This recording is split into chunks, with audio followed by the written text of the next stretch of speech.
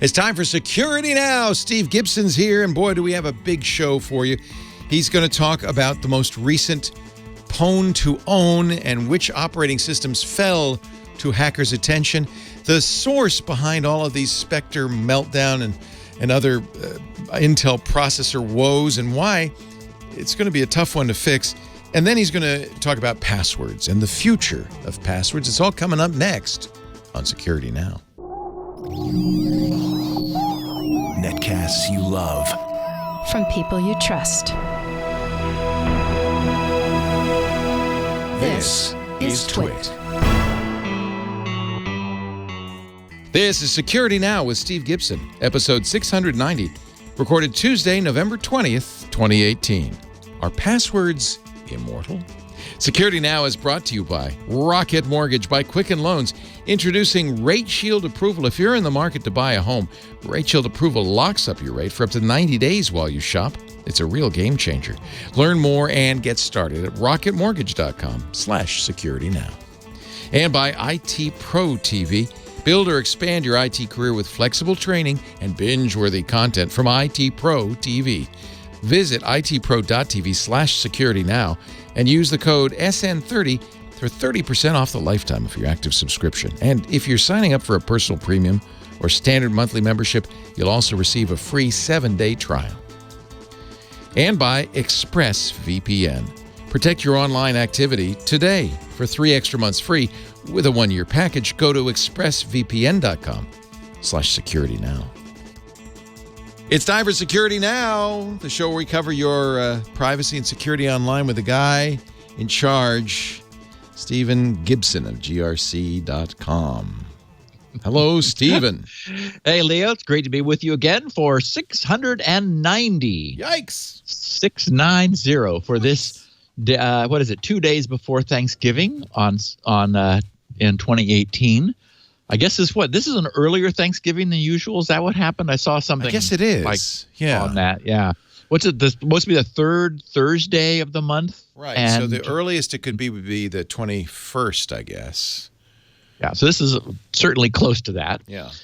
Our topic is, or the title of the podcast asks the question, are passwords immortal? That is, will they never die? And this comes from an article, or this was inspired by an article that a friend of the podcast, Troy Hunt, wrote on 15 days ago. He's Have I Been Pwned. He's the Have I Been Pwned guy. Yes, exactly. He's the Have I Been Pwned guy who offers the service that allows people to put their email addresses into his site confidentially. And Troy gathers all of the breached data from websites that lose control of their data all over the internet and lets you know if your email is among those. So anyway, so that's the main topic. There wasn't a ton of news, so we have time to go into that in some detail, and I plan to. I reached another milestone in my proposal for what may ultimately put passwords to rest. We'll see. And I'm going to be a little more philosophical about how I feel about that, because I don't disagree with the position that Troy has. I'm going to share what he wrote at the end of this podcast, and then we'll talk about it and also put it into this context. But we also have, as we anticipated, last week was the 2018 mobile Pwn2Own hacking contest, which took place in Tokyo. And we talked that there was somebody had done a 0-day, which we covered a few weeks before that, but that was for a desktop platform. And he mentioned in his Twitter feed that he'd be going to this one. So we have the news from that. Also, as this painful year of processor design issues winds to a close, we have the ultimate final last word on processor misdesign. We teased the forthcoming of this research a week or two ago. It has now been published, and it is amazing and comprehensive, and it's got some surprises, of course, because a bunch of academics really wrestled this whole topic to the ground once and for all. And there's some very good news. There's a workaround available for anyone whose motherboard BIOS is not updated, has not been updated, will probably never be updated, if they're concerned about not having the latest firmware for their own processor. We got a way around that now, which it's actually probably very practical for server environments, which, as we know, is where the danger is greatest, in virtualized environments where the chance of hosting a hostile code is greater. As we've been saying all year, yeah, it's not good to have Spectre and Meltdown vulnerabilities, but for the typical end user, it's not the end of the world, because if something's has already gotten into your system, you've sort of already lost that game. So anyway, we'll talk about this really cool solution for that. We've got a forthcoming Firefox breach alert feature that'll be joining Firefox browsers. We will cover the expected takeover of exposed Docker service offering servers, which we expected, and it has happened. Also, we will note the recently announced next version or successor to the only just recently ratified HTTP/2. We now know what HTTP/3 will look like and be. Also, I want to cover a little bit of what I will put it in the errata section about this 1.1.1.1 that we stumbled over on the fly last week, when I was surprised by suddenly realizing that, wait a minute, HTTPS://1.1.1.1 was giving us an extended validation secure connection. And it's like, what? How did that happen? So, of course, I know how. And even John Graham Cumming dropped a piece of email to me saying, hey, Steve, if you're puzzled, I can explain it to you. And by that time, I knew. I just had to think about it a little bit more. Also, as I said, we'll have a chance to close the loop with some of our podcast listeners, a little bits of confusion that exist and some other points that are useful. And then we're going to take up this issue of the future of passwords as a consequence of this thoughtful article, which you had already encountered. And you can imagine I was bombarded by it from every direction. And what's interesting is the very first response to Troy's posting was someone saying, have you heard about Squirrel? Anyway, so and then a lot of the dialogue in the conversation thread that ensued was about that. So, I think a great podcast for our listeners. And I couldn't resist our picture of the week just because someone happened to send it to me and I thought it was fun. So, yeah. Well, let's yes, I'm very excited. But we're going to take a little break right now for something I'm just as excited about. Our sponsor. I love our sponsors. Actually, in all seriousness, we couldn't do this without our sponsors because I can't afford it. It's $1,000 an hour to do a show like this, just sitting here on a chair. So somebody's got to pay for it. Thank you for paying for it. Rocket Mortgage, which is a great sponsor to have. It happens to be the #1 mortgage lender in the country. So, that's pretty good. Now, I mean, not only just mean #1 in volume. They hit that landmark about a year ago, when they finally beat the big bank, the one with the Stagecoach, to become #1 in the country. But they've been #1. In fact, they just got the J.D. Power Customer Satisfaction Award, #1 for 2018. So that makes it 9 years in a row, #1 in customer satisfaction for mortgage origination. That's the mortgage approval process. Since I don't know what, 9 years, since 2010, right? That would be 9 years. And they also have got the 2018 award for mortgage servicing, #1 in customer satisfaction, according to J.D. Power. They just, year after year, they're knocking it out of the park, and I love that. That's how you get to be the best and biggest lender in the country, both best and biggest. And the other way is by focusing on the customer experience. I think it all goes hand in hand. Of Quicken Loans really thinks about what it's like to be a borrower. I bet you a lot of mortgage lenders don't even worry about that. They go, they'll figure it out. No, they think about this. For instance, I'll give you a perfect example. They created Rocket Mortgage, which for people like us is a boon because it's an entirely online mortgage approval, right? The whole thing. So no more getting dressed to go to the bank, no more going to the attic to get paperwork, anything like that. You do the whole thing online, rocketmortgage.com/securitynow. By the way, that's how we let sponsors know that you heard it on this show, is with that special URL. So do me a favor, use that. Do Steve a favor, rocketmortgage.com/securitynow. When you do that, you could create an account. And then when it's time to buy a house, or even, before then, you can do the simple application, just a few questions. They go out, they pull your credit report, basically, and you'll get pre-qualified approval in the time that takes, about 10 minutes. That's how fast it is. Without any trip to the attic or a trip to the bank, no big, long application, boom. You choose, they'll tell you, these are the rates based on your credit. These are the rates you qualify for. Term, down payment, interest rate, that's all up to you. You choose the one that you like. That's your loan. Now, that's just step one. There's a 3-step process. Step 2, over the next 24 hours, a Quicken Loans loan officer then goes over the application.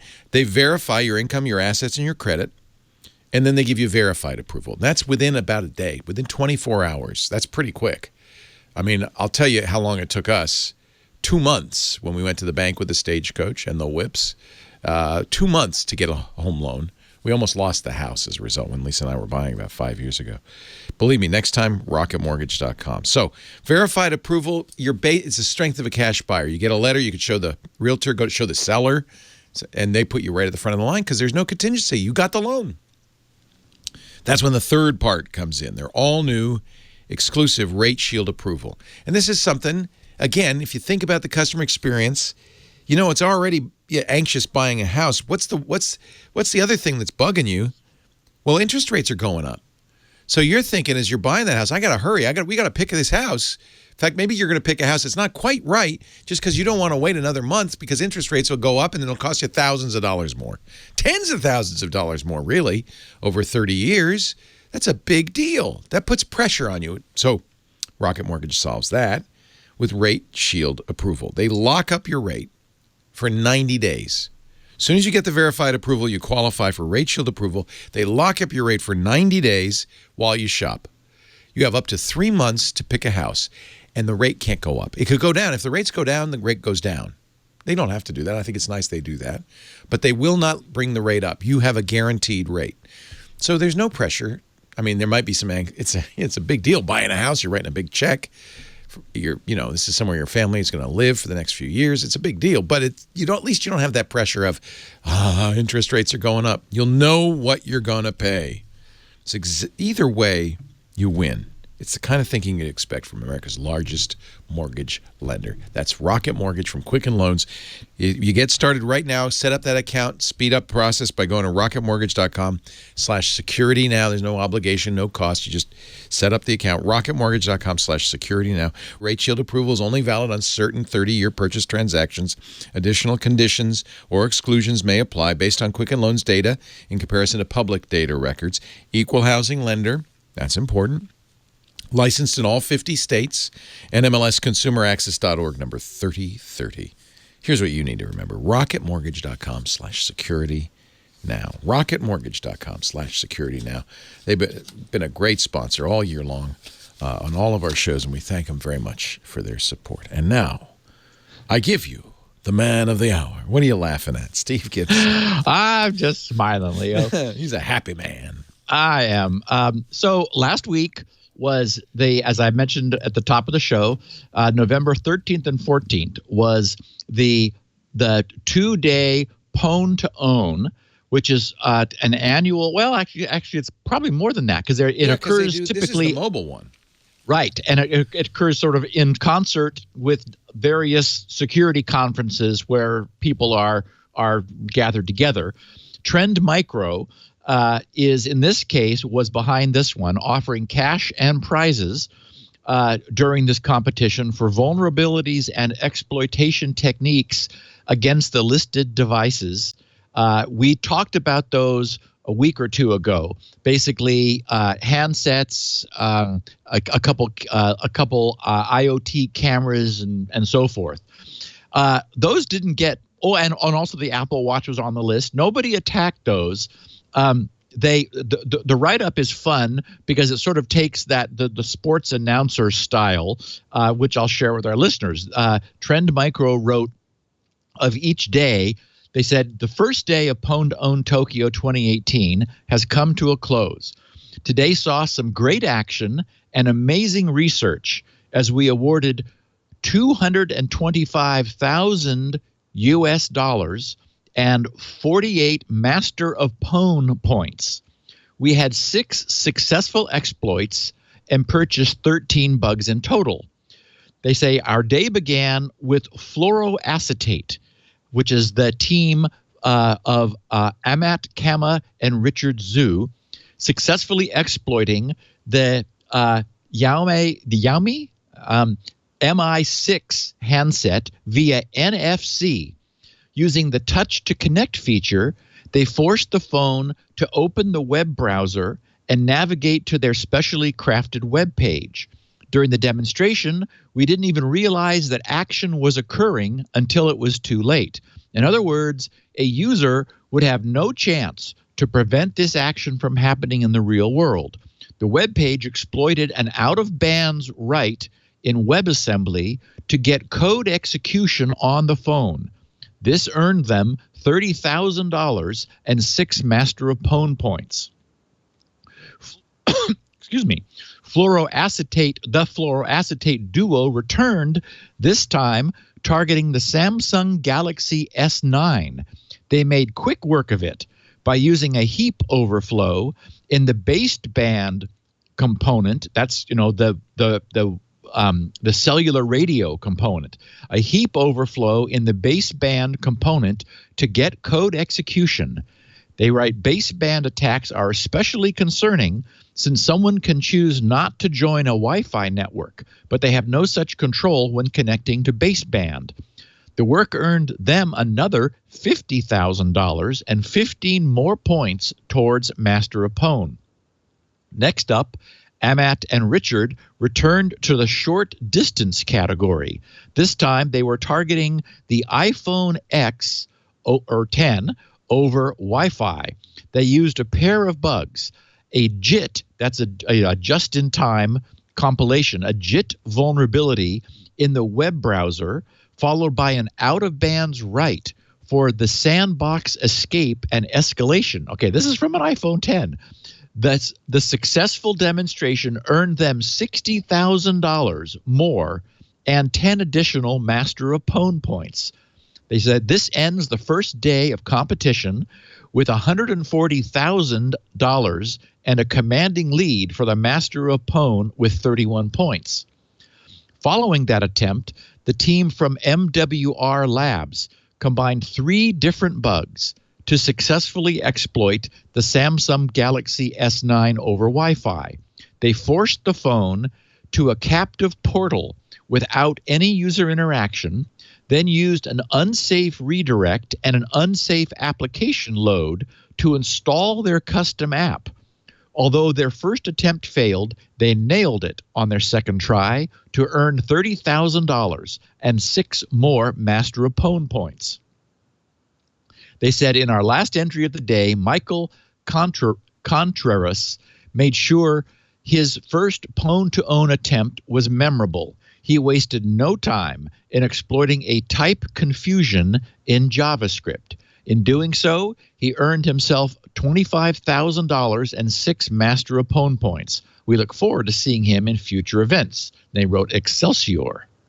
Then they start the second day. Our second day began with the fluoroacetate duo of Amat and Richard targeting the iPhone 10 in the browser category.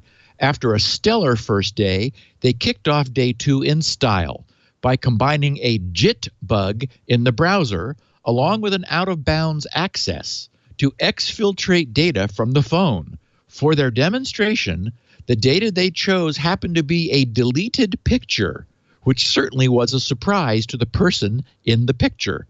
The research earned them $50,000 and 8 more points towards Master of Pwn.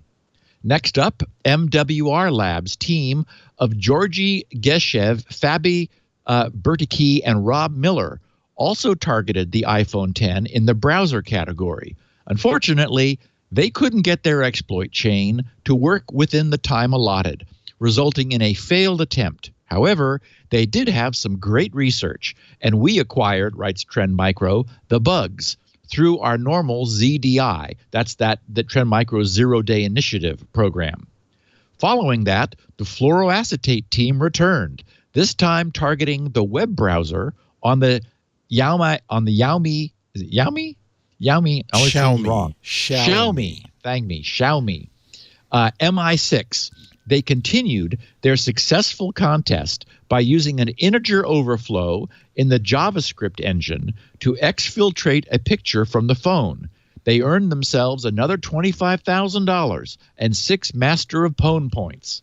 The fluoroacetate team couldn't keep their momentum going throughout the entire competition as their last entry fizzled out.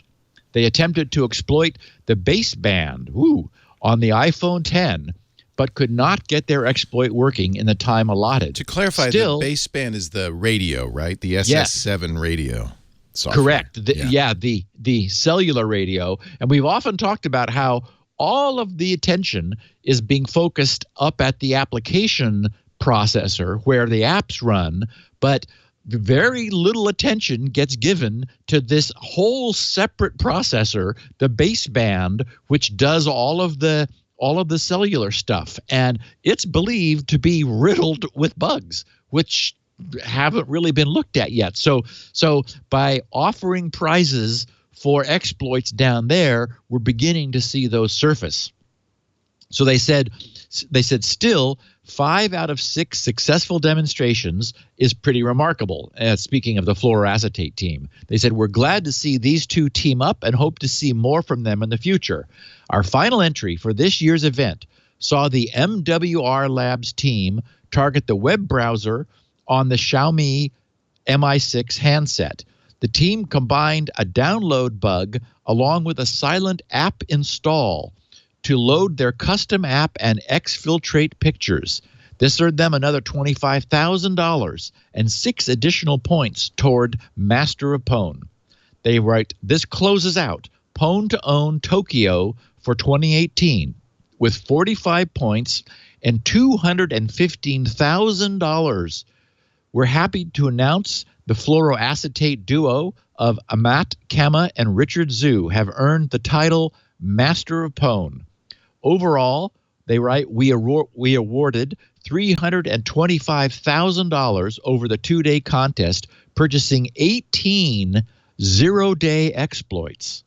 On-site vendors have received the details of these bugs and now have 90 days to produce security patches to address the bugs we reported.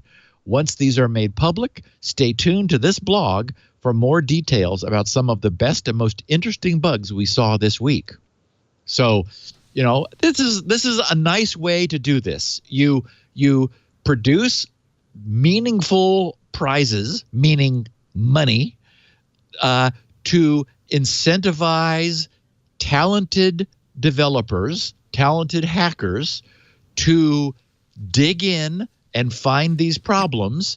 As a third party, in this case Trend Micro, is a commercial entity, so they either they get contributions from others, pool the funds. They form this in a contest.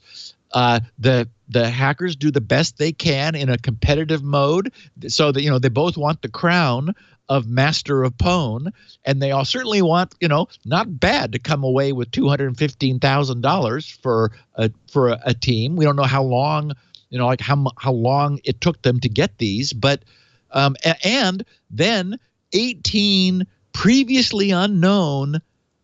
No one knew these problems existed. 18 serious flaws, which in mobile handsets are then responsibly disclosed to their vendors under the onus that 90 days from then, these will go public.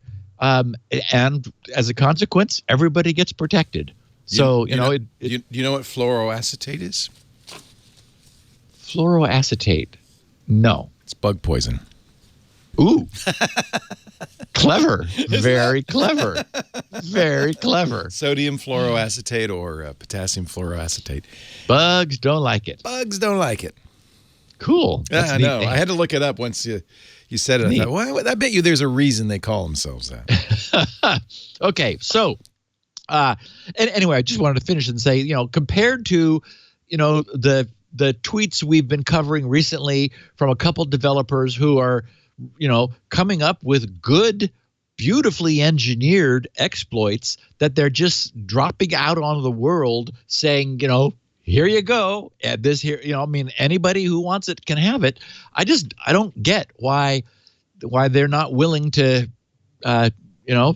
operate in a responsible fashion and make some money. Ultimately, that puts bread on the table. Okay, so a couple weeks ago, we knew that there were, I think the number was seven previously unknown. Everybody was like, "Oh, you're got to be kidding me!" Spectre-ish, Meltdown-ish, new problems that a research team had found. At that point, that's all we knew. We didn't have the details. Now we do. This picture on this next page of the show notes is a tree diagram which shows the consequence of an academic, methodical, careful analysis of contemporary processor design. Those red boxes are demonstrated new attacks. The dotted ones were sort of theoretical, maybe, that they were not able to actually do, but the red ones actually happened.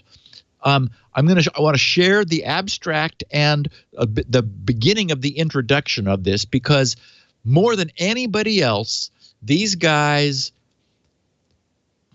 I wish we had this a year ago, because things would be very different if we had this a year ago.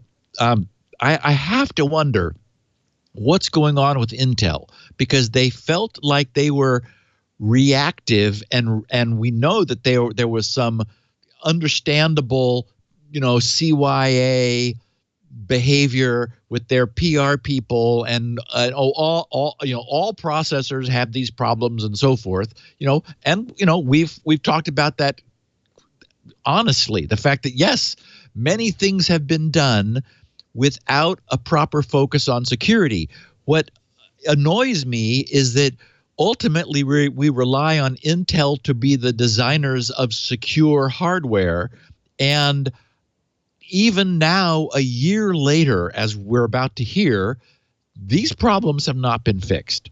So the abstract of this paper, which more perfectly frames this than I've seen anywhere else, reads, "Modern processor optimizations, such as branch prediction and out-of-order execution, are crucial for performance.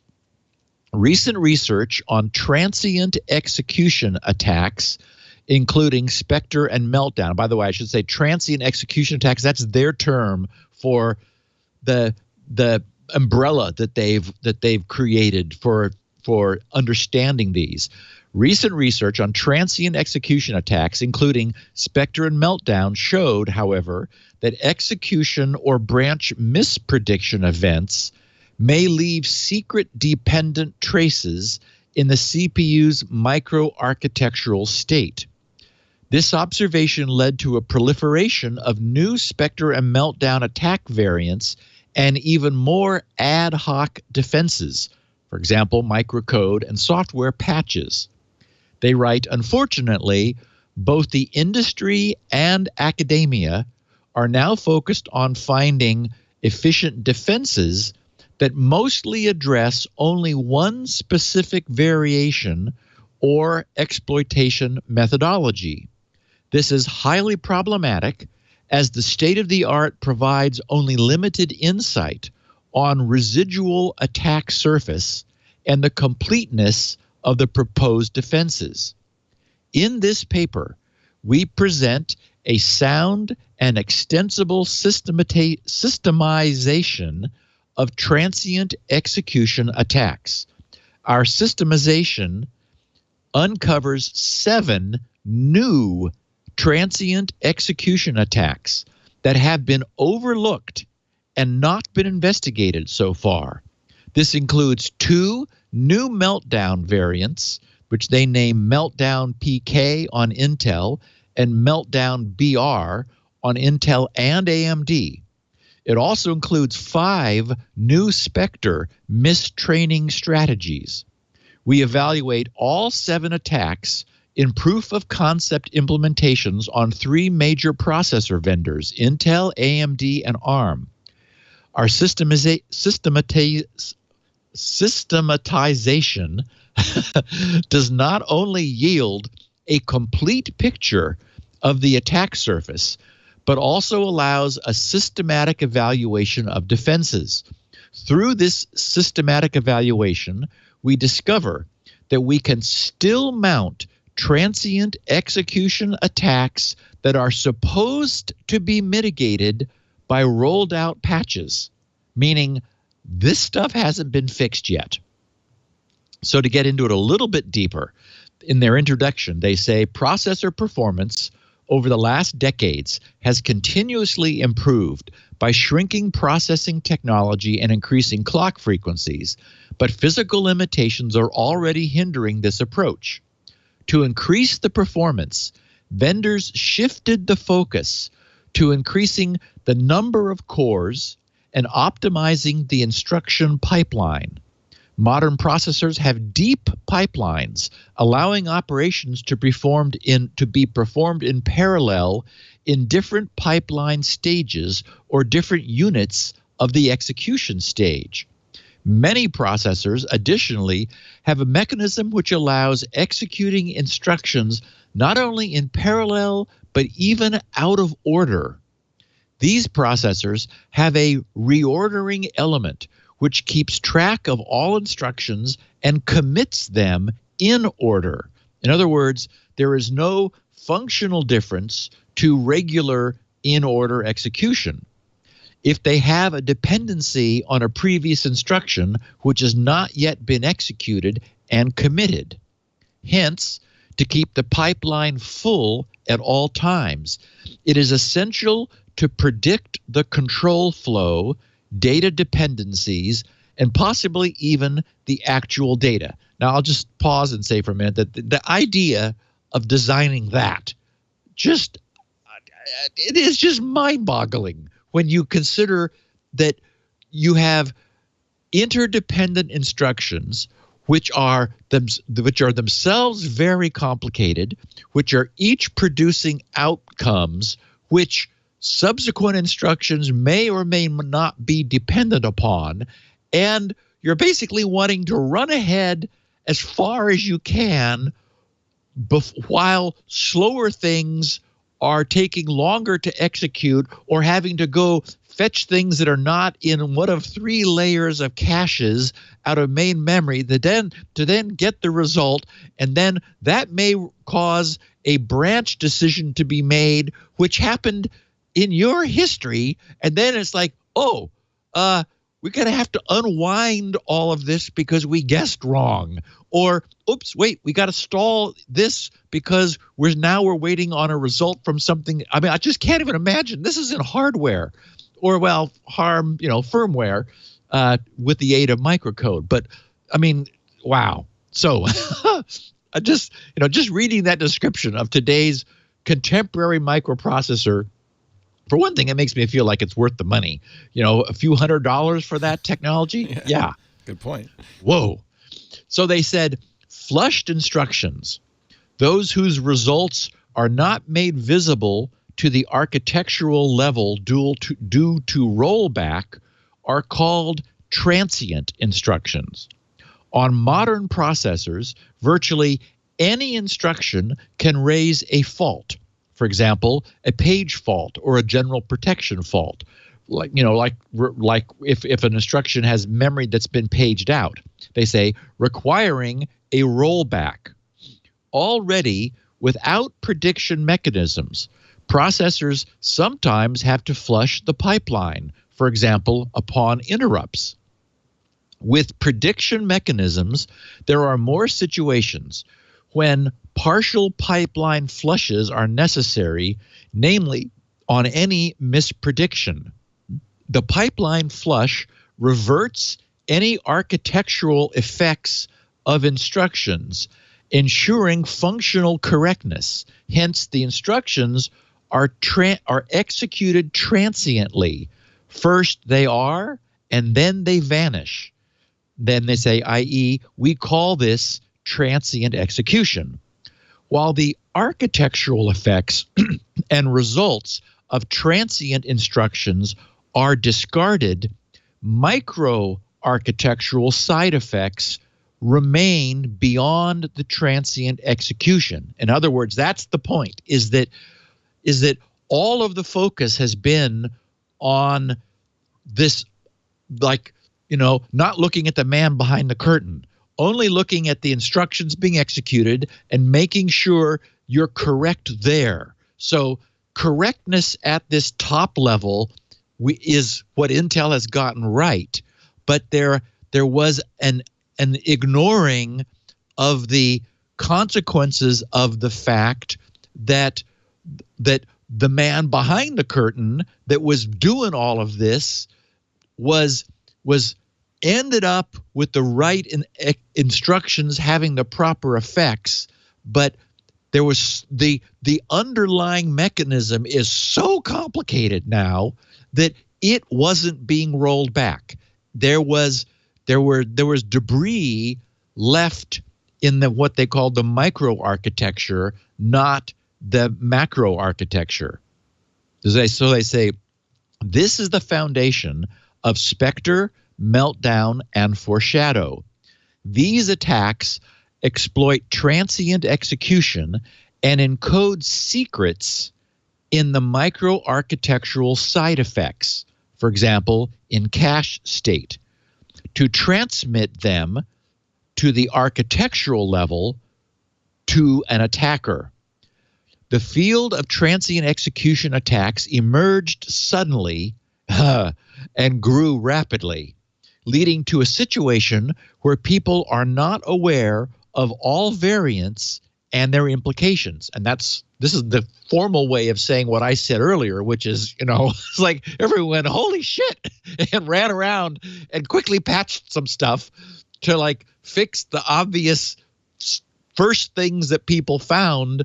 But it's until now, today, that we have a full, mature understanding of what, the broader picture, what really this is all about. They said this is apparent from the confusing naming scheme that already led to an arguably wrong classification of at least one attack. Even more important, this confusion leads to misconceptions and wrong assumptions for defenses. Many defenses, for example, focus exclusively on hindering exploitation of a specific covert channel instead of addressing the micro-architectural root cause of the leakage. Other defenses critically rely on state-of-the-art CPU features that have not yet been thoroughly evaluated from a transient security perspective.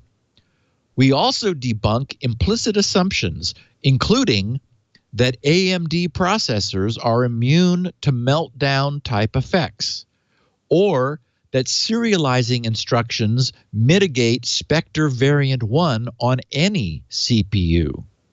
In this paper, we present a sound and extensible systematization of transient execution attacks, Spectre, Meltdown, Foreshadow, and related attacks, using our universal decision tree. All known transient execution attacks were accurately classified through a universal and unambiguous naming scheme. And that's the picture at the top of this article that I put in there, and it's from their paper. And the link to the PDF is here if anyone wants more. The hierarchical and extensible nature of our classification methodology allows the easy identification of the residual attack surface, leading to 7 new transient execution attacks, Spectre and Meltdown variants, that we describe in this work. These 7 new attacks have been overlooked and not yet investigated so far. 2 of the attacks are Meltdown, the Meltdown BR, exploiting a meltdown type effect on x86 bound on the x86 bound instruction on Intel and AMD, and Meltdown PK, exploiting a meltdown type effect on memory protection keys on Intel. The other 5 attacks are previously overlooked mistraining strategies for Spectre PHT and Spectre BTB attacks. We demonstrate all 7 attacks in practical proof of concept attacks on vulnerable code patterns and evaluate them on processors of Intel, ARM, and AMD. We also provide a systematization of the state-of-the-art defenses. Based on this, we systematically evaluate defenses with practical experiments and theoretical arguments to show which work and which do not or cannot work. This systematic evaluation revealed that we can still mount transient execution attacks that are supposed to be mitigated by rolled out patches. Finally, we discuss how defenses can be designed to mitigate entire types of transient execution attacks.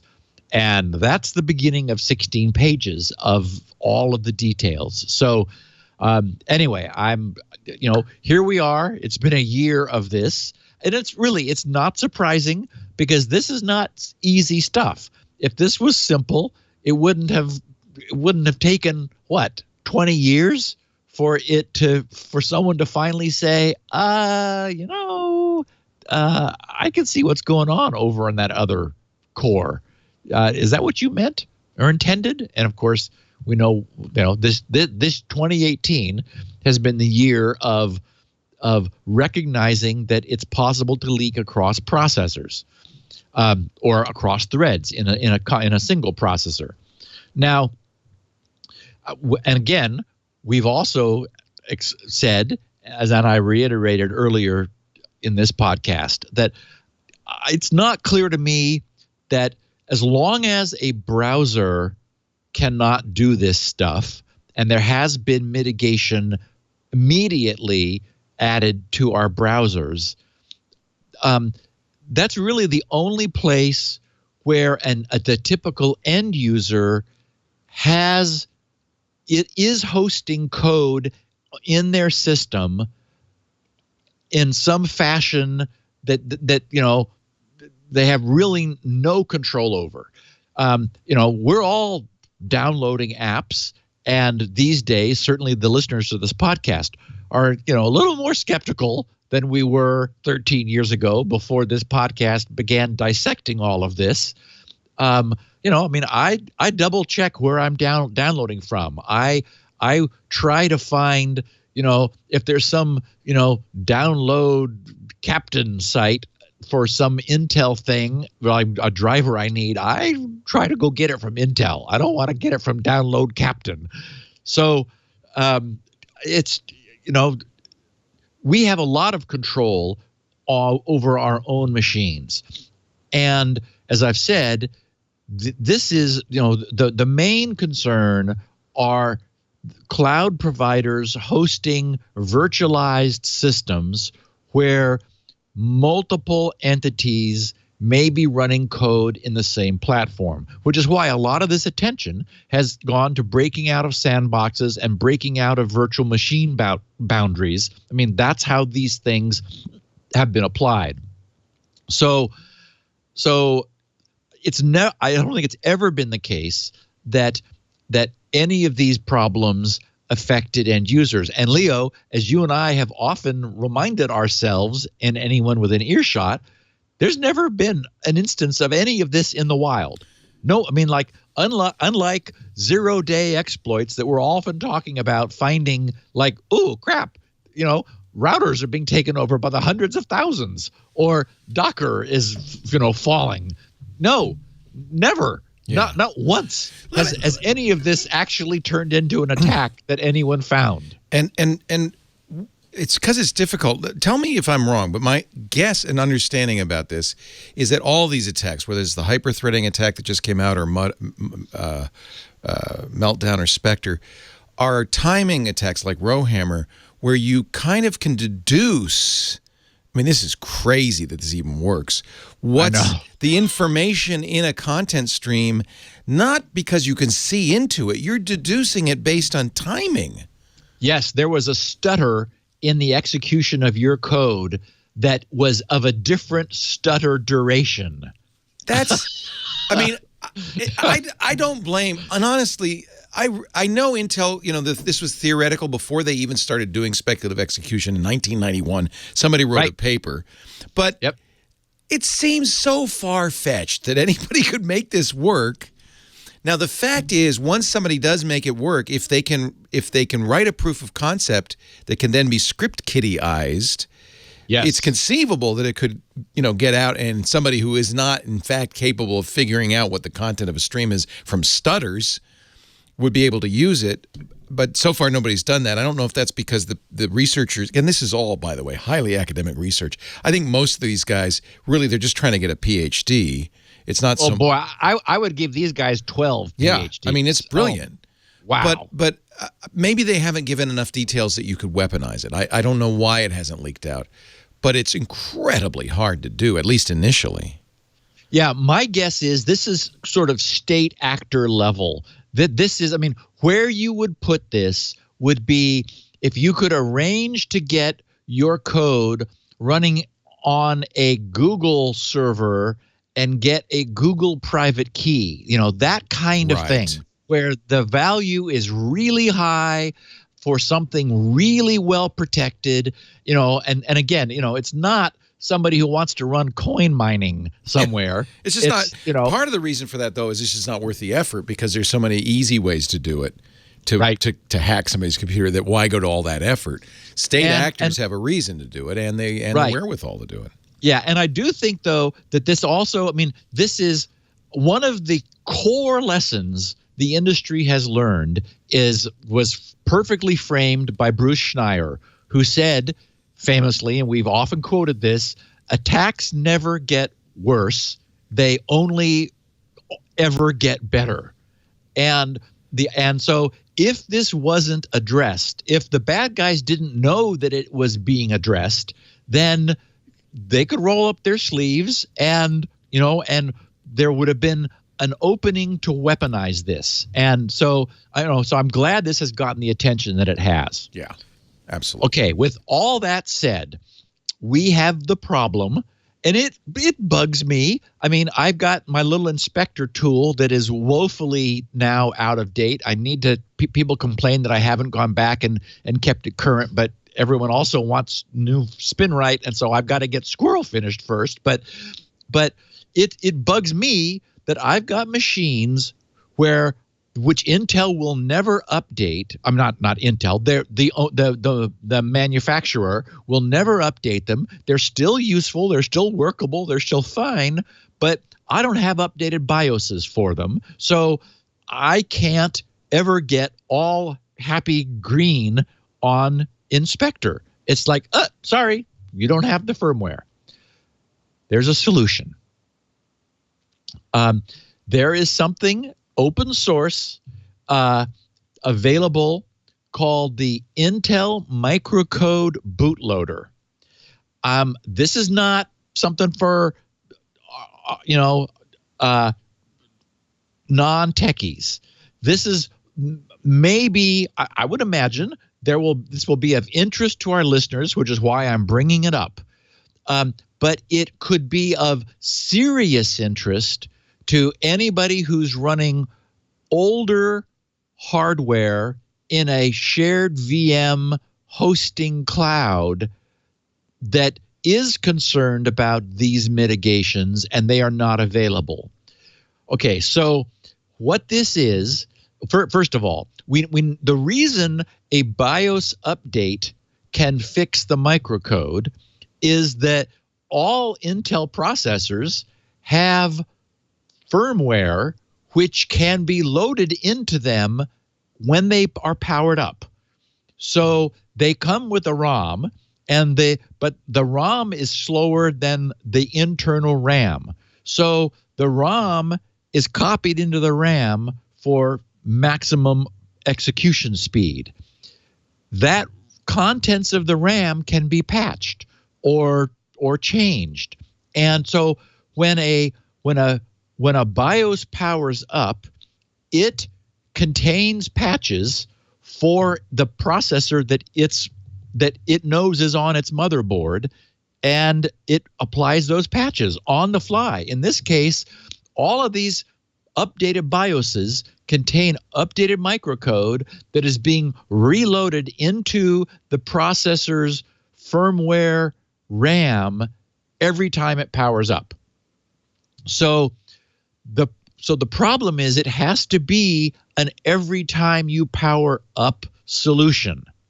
The BIOS can do that, but so could something else that boots first and then transfers control to another bootable thing. Okay, I'm sure this is trustworthy, but what could possibly go wrong?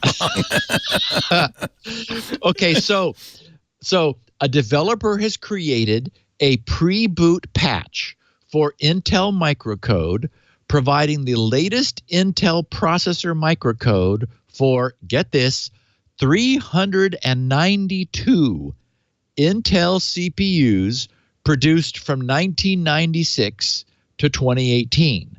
So way back. This Intel microcode bootloader provides a workaround for the, quote, my BIOS hasn't been updated for Spectre and Meltdown and probably never will be problem. It dynamically updates the microcode every time the system is powered up. This Intel microcode bootloader is based on, and this is news, based on Intel BIOS Implementation Test Suite, BITS, B-I-T-S, BIOS Implementation Test Suite. Put that in your Google, Leo, so that users no longer need to modify BIOS UEFI ROMs to stay protected from security vulnerabilities, bugs, and errata. So I thought, okay, wait, what is BITS? So I went looking, and I found an Intel link. Get this. The Intel BIOS Implementation Test Suite provides a bootable pre-OS, and this is I'm reading from Intel. This is Intel's page. The Intel BIOS Implementation Test Suite provides a bootable pre-OS environment for testing BIOS, and in particular, the initialization of Intel processors, hardware, and technologies. BITS can verify your BIOS against many Intel recommendations. In addition, BITS includes Intel's official reference code as provided to BIOS manufacturers, which you can use to override your BIOS's hardware initialization with a known good configuration and then boot an OS. So they say under who should use BITS, they said you might want to use BITS if you're a system or BIOS developer and you want to validate that your system meets Intel's recommendations. You're an OS or application developer building on technologies provided by Intel platforms, and you want to check if your system or one of your users' systems has configured those technologies correctly. You're an advanced user or developer, and you want to check your BIOS to see if it configures Intel hardware correctly, and if not, to make a stronger case to your BIOS vendor to get it fixed. Or you need to poke hardware in a low-level way, and you need a pre-OS environment to work in to avoid OS interference. Anyway, I'm stunned that this thing exists, and it's available. biosbits.org. biosbits.org. There's apparently something similar for AMD. Cool. It's the same thing, yeah. Cool. So they said Bits consists of a modified Grub2 bootloader with many additional commands to probe and manipulate hardware configuration, as well as scripts using these commands to test and reconfigure hardware. Bits supports scripting via Python and includes Python APIs to access various low-level functionality of the hardware platform. Oh, can you get in trouble now? Including ACPI, CPU, and chipset registers, PCI, and PCI Express. You can write scripts to explore and test platform functionality using the full power of Python in 32-bit Ring 0 without any OS in the way and without recompiling bits or writing custom C code. See our Python scripting guide for more information. Anyway, on top of this real foundation, there is now a Intel Microcode bootloader. The guy has on the page that I've got a link to, and I saw you brought it up during the podcast, the instructions: format a USB flash drive with a FAT32 file system. Extract the archive to the USB flash drive and run install exe to make it bootable. Enter the BIOS UEFI, assign the USB flash drive as the first boot device, and enable legacy boot mode. The bootloader will regularly update the microcode and load the OS. So the idea would be if you were an end user or if you were somebody with a cloud system, you would get a little thumb drive, set this up, stick it into a USB slot, and forget it. Or actually, there are motherboards now with internal USB. So you could just stick the little thumb drive on the motherboard on one of the internal USB sockets and just arrange to have it boot first, and then have it go ahead and continue to boot your OS as it usually would. That thing will update your microcode where your motherboard wouldn't, and then execute your OS afterwards. So anyway, I just wanted to put it on everybody's radar. I thought it was very cool. And this bits thing is, it's making me think about, spin right. Oh, yeah, you're right. Now you're going to write spin right in Python.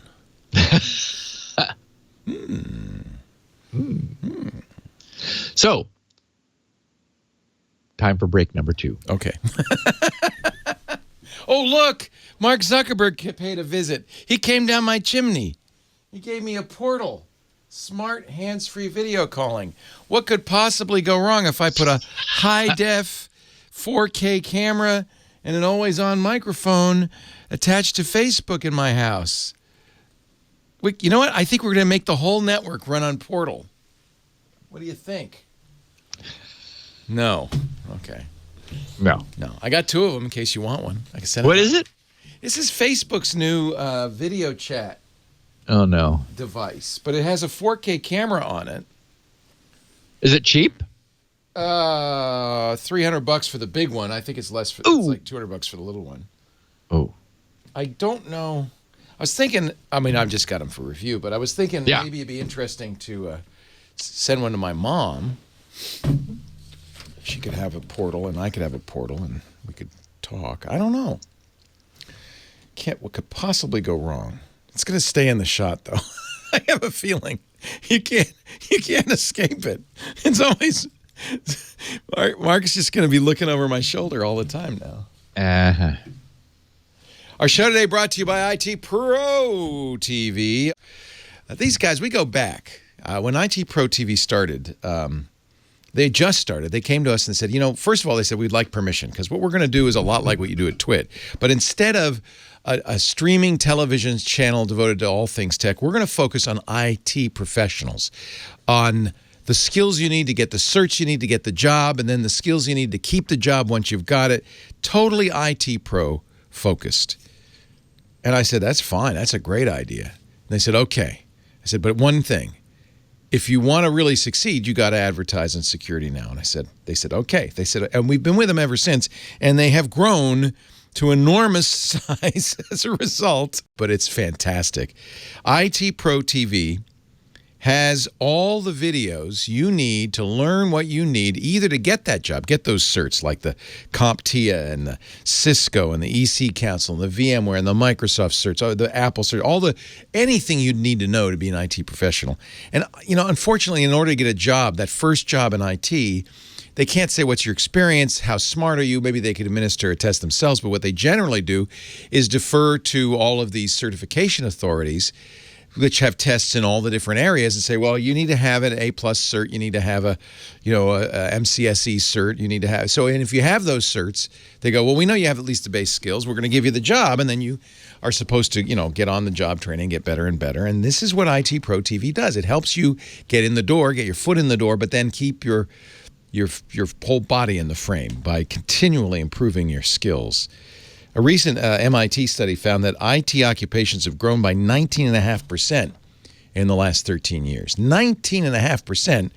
That's about 8 times the growth of every other job. So it's a great job. And if you want to focus on IT security, which you could do at IT Pro TV, there are more than 1 million open jobs right now. So this is something you can do. If you're watching this show or listening to this show, I know you have the interest. I know you have the brains. You got everything you need to get a great job in IT. IT Pro TV has over 4,000 hours of binge-worthy on-demand training. Great hosts who are working in the field, so they're super knowledgeable, but they choose them for not just their informational ability, but how engaging and fun they are. So it's a really fun, if you like watching this, you'll love IT Pro TV. They have, for the live shows, chats just like we do.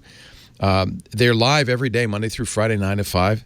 Content goes studio to web in 24 hours, so it's always current, always up to date. It's easy to find back courses that you want to because they're categorized by cert, by job role. So it's very easy to search through it, find exactly the episodes you want to watch. It's easy to watch too. You not only can watch it on your tablet or on your laptop or on your computer. They have, they have apps for iOS and Android. They have Chromecast. They have Roku app. They have Amazon Fire TV app. They have an Apple TV app. So, and really good apps, by the way. So you can just fire it up on the Apple TV, walk out of the house, stream it from your phone as you drive to work, get to work, put it up in a little video on your screen, and you'll be learning the whole time by osmosis, by just being engaged in subject matter you like, learning skills you need to get a great job. By the way, they also have a pro portal. So if you have a team, you can actually get the training for the entire IT team. The pro portal lets you control the team's schedule. You could track results. You can see metrics like logins and viewing time, what courses people are watching, what tracks they've completed, how they did. So if you're a business, you want to have the pro portal, visit itpro.tv/security now, and you can get a demo. They have extended trials, itpro.tv/security now. By the way, I have a great offer code that you can use for the Pro Portal as well as an individual account. I'm going to give that to you in a second. itpro.tv/security now. Now, if you're an individual, you could sign up for the personal premium or the standard monthly membership. You'll get a free 7-day trial at that address, itpro.tv/security now. And then, whether you're a business or an individual, remember this, SN30 for Security Now 30 gives you 30% off. And it's not just for your first month or year. It's as long as you stay active forever. If you want to keep learning, and you should, as long as you stay active, 30% off. Okay? Pretty good deal. SN30. So that's just to summarize, itpro.tv/security now. Offer code is SN30, 30% off. Flexible training, binge-worthy content, life-changing results, and great guys to boot. IT and gals, itpro.tv/security Now we go back to Steve. Now. So Firefox Monitor is a service that we've never really talked about. It's not been on our radar, but a forthcoming feature in Firefox, if you'll pardon the pun, popped up, which is available in multiple languages, and Mozilla is excited about it. Last Wednesday, they announced the addition of a new feature for Firefox. The first time, and only the first time, a Firefox visitor goes to a site that has suffered from a publicly reported data breach within the past 12 months, a pop-up notification will appear notifying the user of a prior data breach at that site. The user, and this is like, and I have a picture of a sample from their announcement in the show notes where they just use example.com, and it shows a little pop-up and that asks the question, have an account on this site, ? More than, and then there's a number that would be filled in based on the real data. Here, more than 500,000 accounts from example domain were compromised in 2018. Check Firefox Monitor to see if yours is at risk. And so there is you can click on check Firefox Monitor, or you can dismiss it, or you also have the option to turn off this breach notification system for all future. So the user can take note of and dismiss the notification, or can elect to immediately jump over to the Firefox Monitor site, where they can confidentially enter their email address and have Troy Hunt's excellent Have I Been Pwned site as a service check for any exposure of the user's email. And anyone not wishing to receive these alerts on any site can simply choose Never Show Firefox Monitor Alerts by choosing, as I mentioned, that drop-down arrow on the notification. Mozilla has said that this functionality will be gradually rolled out to Firefox users over coming weeks. And we've not talked about Firefox Monitor before. That's at monitor.firefox.com. And it looks like it offers its own front end to Troy's, the Have I Been Pwned facility, which and Troy publishes a web API to facilitate such, third-party access, making it a service. At monitor.firefox.com, users can sign up with Firefox Monitor using their email address to receive proactive notification if a breach occurs which does involve their email address, which that's kind of cool. Troy does not himself offer that service. So, but if you are a Firefox user, or I guess even if you're not, you can use you go to monitor.firefox.com, give them any email addresses you want them to watch, and if breaches occur, they'll proactively check to see whether your email address is among them and send you a note if so, which is very cool. So a couple of weeks ago, we talked about the unpatched Docker flaws, which would potentially open the door to anybody who found them. And not surprisingly, Juniper Networks Threat Labs recently discovered and reported on malware in the wild, which is searching for exactly that: misconfigured, publicly exposed Docker services on the internet, which it is infecting with Monero miners. I won't get into any super detail. Excuse me. I'll note that Docker by default, Docker by default is not on the internet.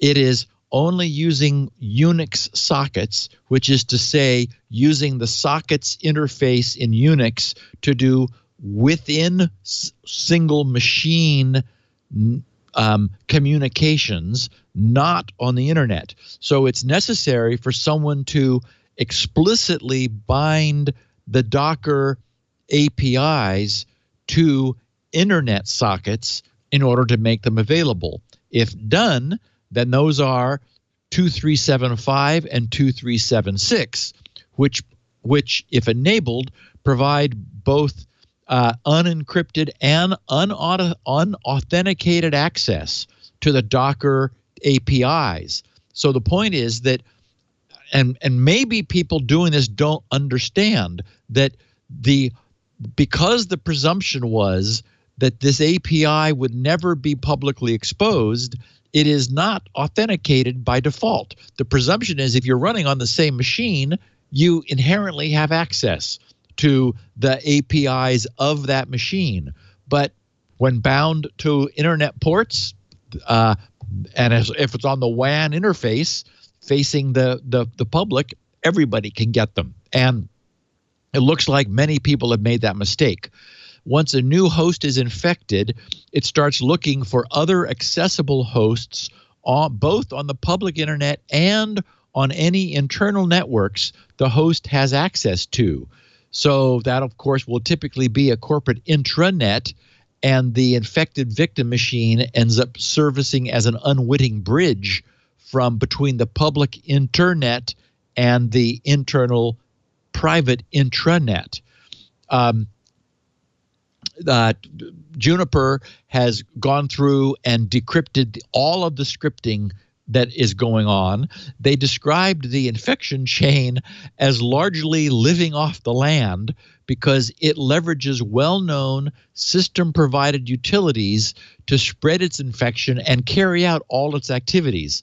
They wrote that some of the system utilities that it uses are Docker, wget, curl, bash, iproute2, massscan, apt-get, yum, up-to-date, pacman, dpackage query, systemd, and so forth, all which are familiar names to people who use Unix or Linux machines.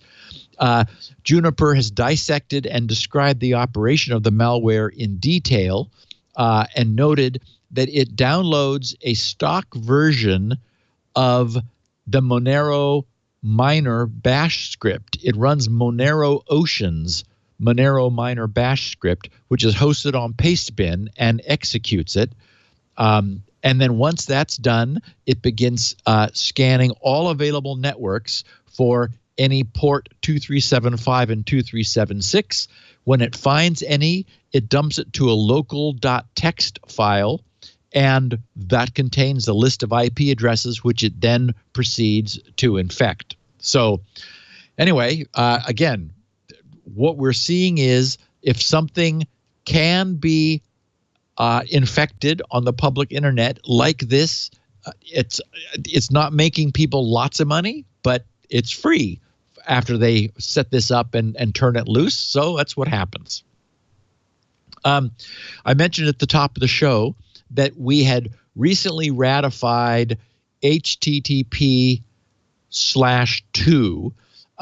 For years, we've been at HTTP/1.1. That's often the protocol which is recognized when a server responds to a HTTP query. It'll send back an OK, 200 OK, and also HTTP/1.1. Now HTTP/2 is where we are, and as a consequence of some recent communications among the IETF, the decision has been made and consensus reached about HTTP/3, and it will use, sort of dramatically actually, UDP, not TCP, as its underlying. What? Yes, not TCP as its underlying transport.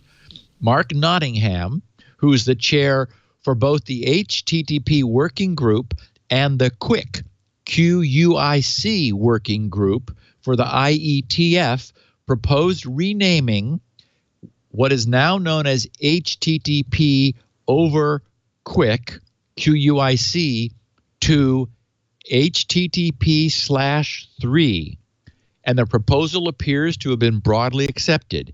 HTTP/3 will have QUIC as an essential integral feature such that HTTP/3 will always use QUIC, QUIC, as its network protocol.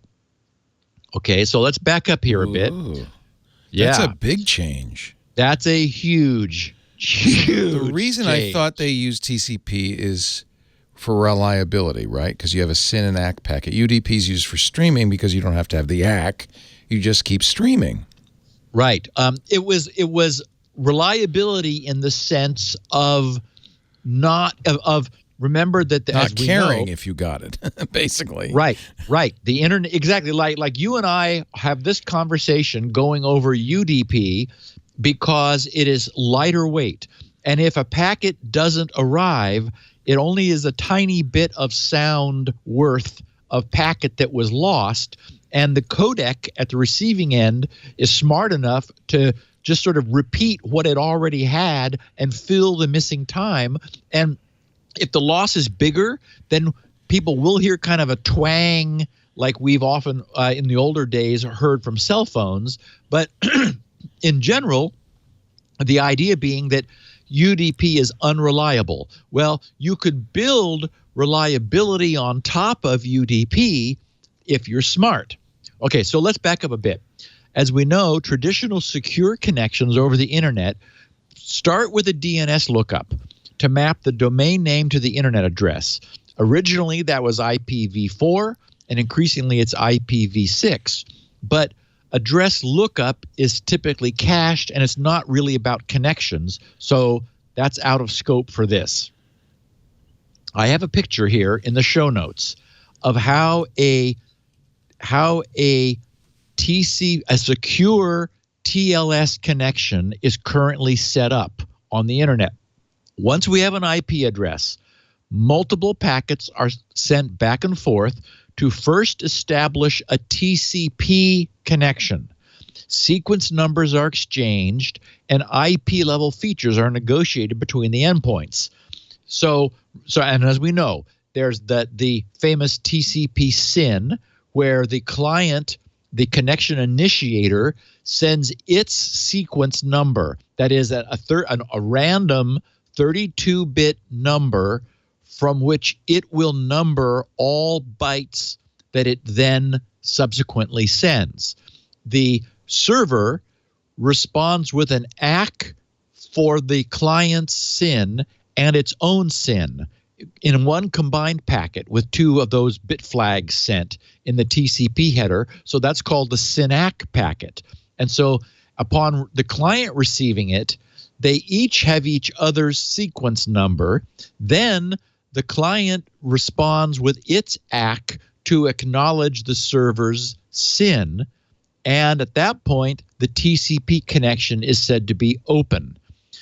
The client then, typically like in this case, in a web browser scenario, wants to establish it wants to go from a TCP connection to a TLS connection. It wants to establish security. So it sends a client hello packet, which contains a cryptographic nonce, which it has chosen, along with a list of all the cipher suites for the version of TLS that it supports. The server receives the client hello. It looks through its prioritized list of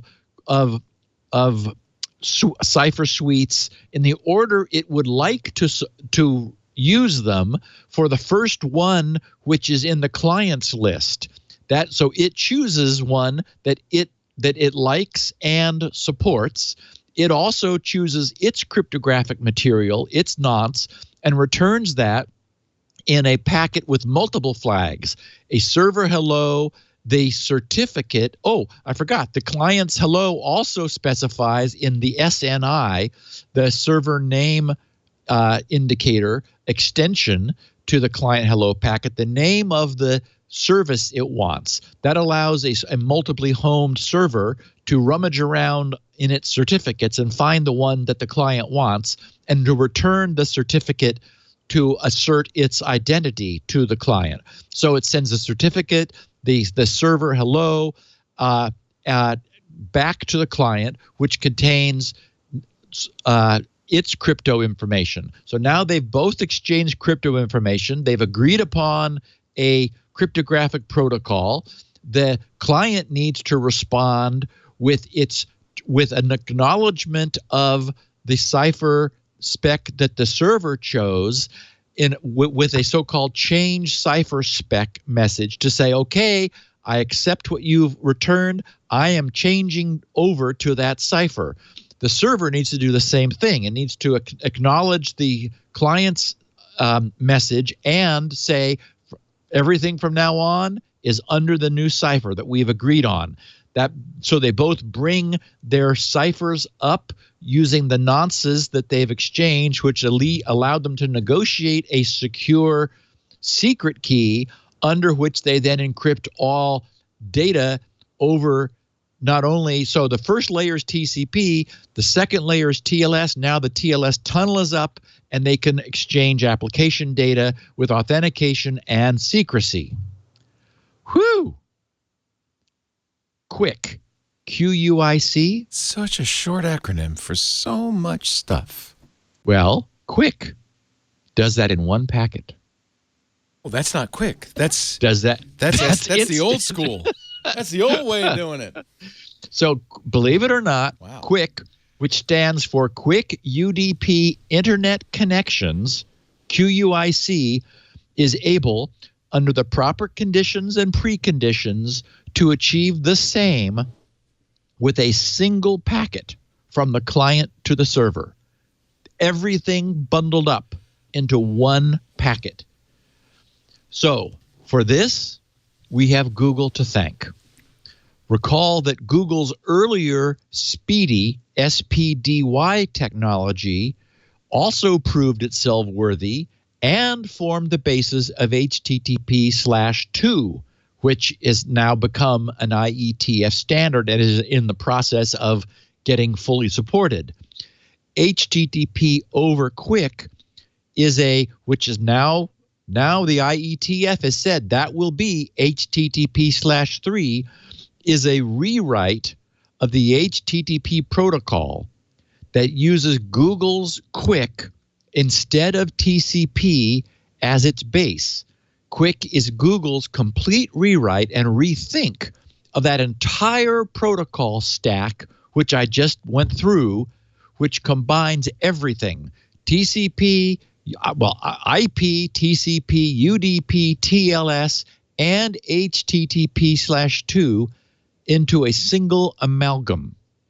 So Google has proposed that Quick might eventually replace both TCP and UDP as the new protocol of choice for moving binary data across the internet.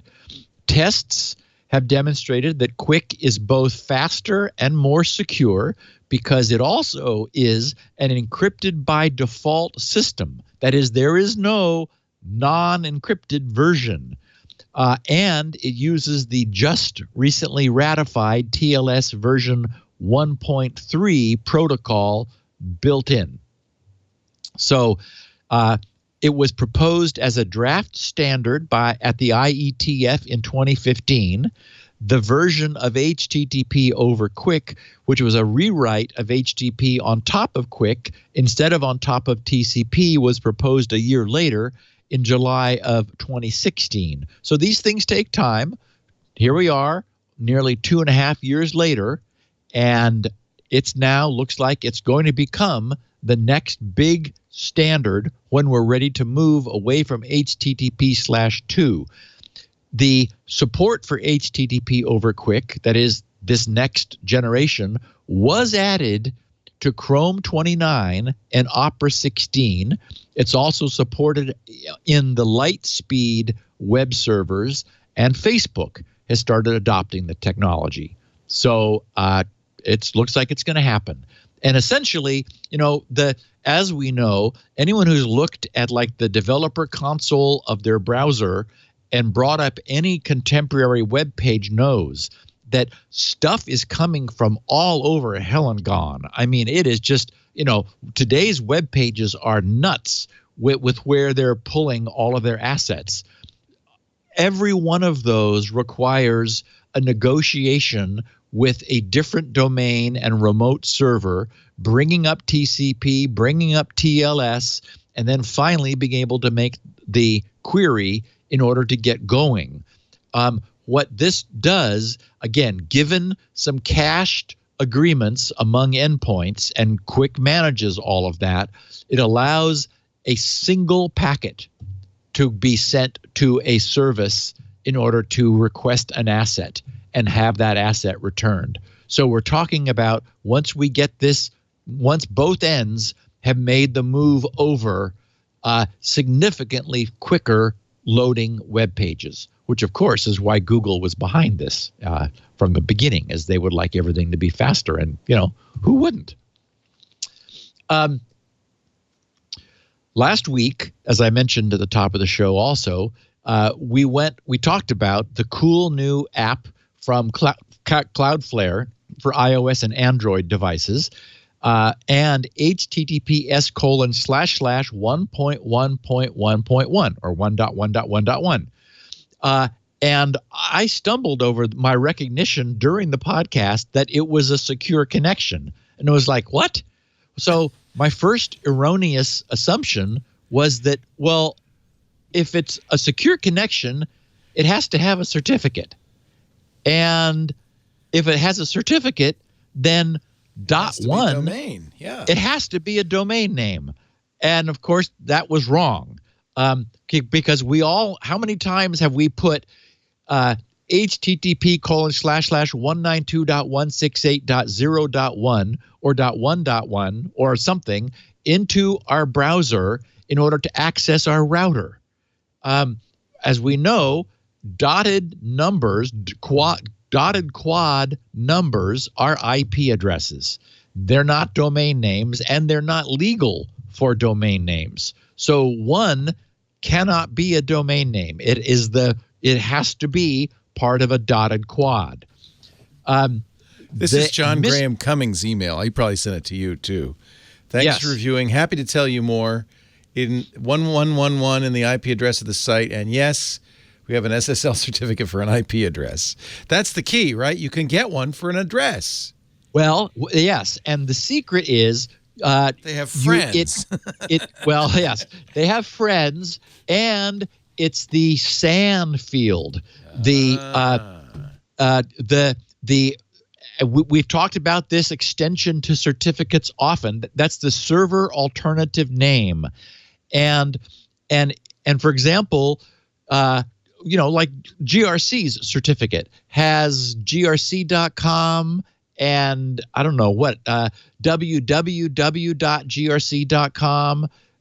Maybe I don't think it has star. It might have grc www.grctech.com. Anyway, the point is multiple alternative names for the same service, and it turns out their IP addresses are legal.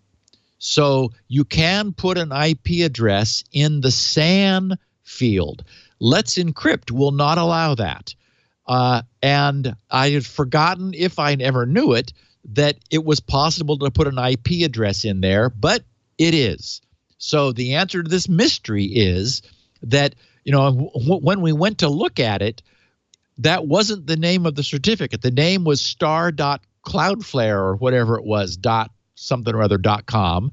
And this was a DigiCert certificate, and they arranged to have 1.1.1.1 placed into the in the enumeration of alternative names in that certificate. Thus, they're able to offer a TLS connection for their stuff. So very cool and mystery solved. And I wanted to close the loop on that.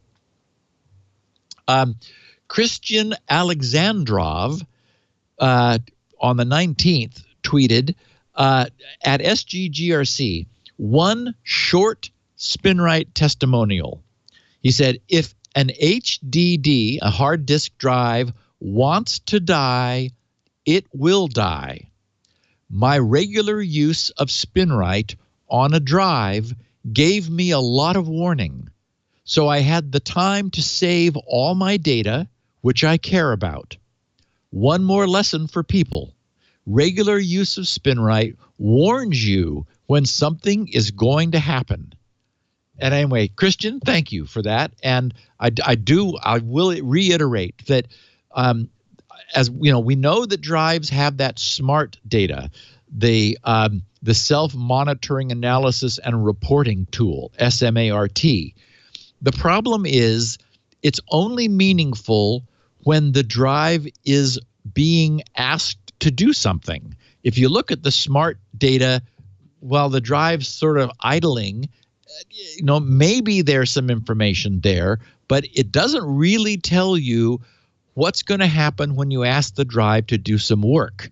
If you make it sweat, that's when things happen. And it's years of having that in, like, what now, 14 years of that being available, because I added that in SpinRite 6, has demonstrated that when you're running SpinRite, if the drive is in trouble, you will start seeing red in the health bars that Smart is reporting. Essentially, if running SpinRite pushes the drive's health down, that gives you, I mean, the drive is still running, everything is still fine, but a healthy drive won't have its health pushed down just by asking it to do what it was born to do. So, you know, it really does provide a sort of an analog sense for how much left there is in this drive.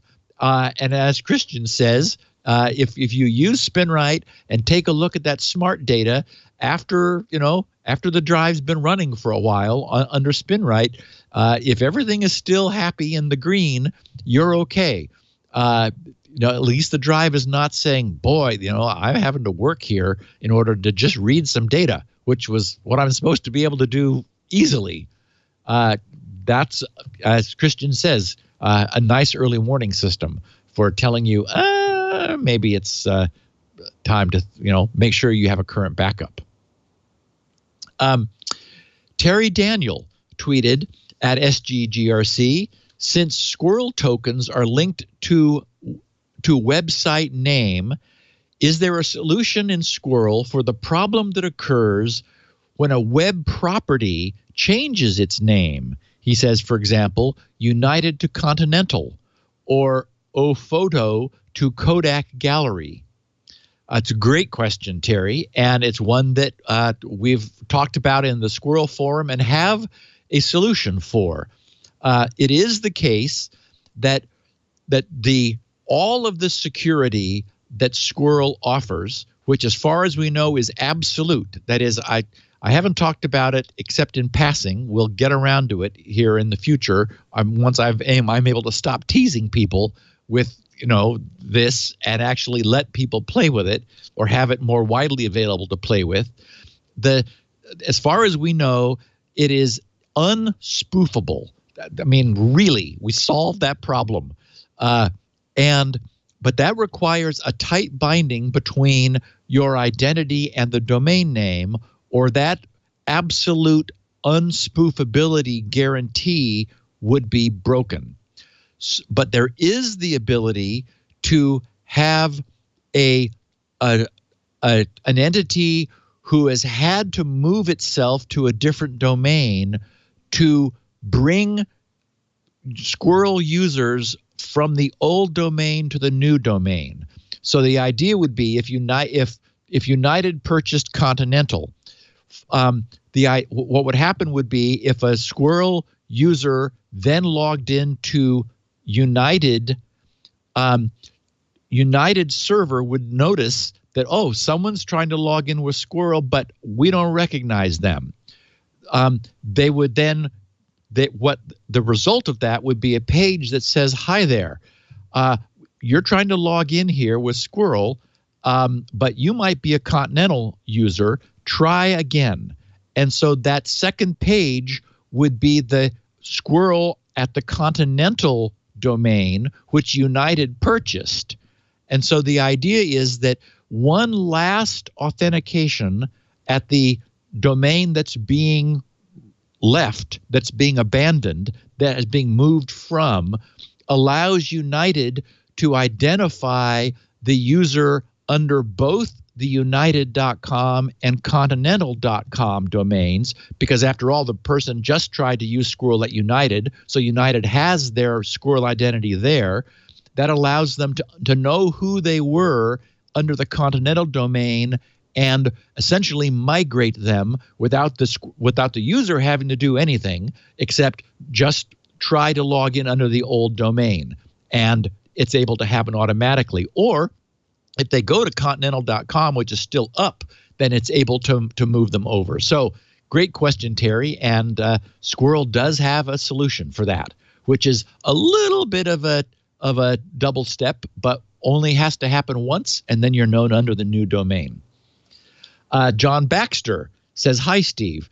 Do you have any information on how long external SSD devices can sustain their contents while not plugged into power? Specifically, the Samsung T5. Clearly, they aren't permanent, as the capacitors have to be leaking charge at some rate. 2 weeks seems to be okay. I haven't found information at Samsung or in reviews." He says, "At 2 weeks, I could be running through spares way too fast, but I think I would have seen complaints. One solution might be to store the devices plugged in on power, but at some point, the better choice would seem to be spinning drives." Okay, so there are a couple misconceptions here. I've referred to SSDs as having electrons stranded on a little pad, essentially. That's different from a capacitor. DRAM is a capacitor, which is leaking charge very quickly. So we know that it's surprisingly slow, so that, for example, if you spray it with Freon, you can reduce the leakage of the DRAM's capacitors long enough to move it into a different piece of hardware sometimes, and then bring it back to life and not have lost a lot of the DRAM's data. SSDs are not capacitors. They are an isolated gate technology where there is some leakage from electron tunneling, but it is really, really low. Now, and we've talked in the past about how, for example, there is a temperature sensitivity. The hotter they are, the faster they leak. But it is in years, not in weeks. Camera flash is not getting refreshed, and it sits for hours, days, weeks, months, and years. And yes, I mean, as far as I can tell, if I took a picture and leave it on an SD card, it's there a year or two later. Yes, we're not, and so it's basically the same kind of technology, right? Yes, it is the same technology. And for what it's worth, Leo, if your refrigerator has any space available, I would, but it's filled with I don't know, what is it? Palm Pilots? Palm Pilots? Yeah, yes. Yeah. So anyway, so there is a temperature sensitive leakage. So actually not having them plugged in would be better than having them plugged in. Oh, interesting. Because it warms them up, yeah. Yes, the colder they are, the less quickly the stranded charges would tend to bleed off. But it is in years.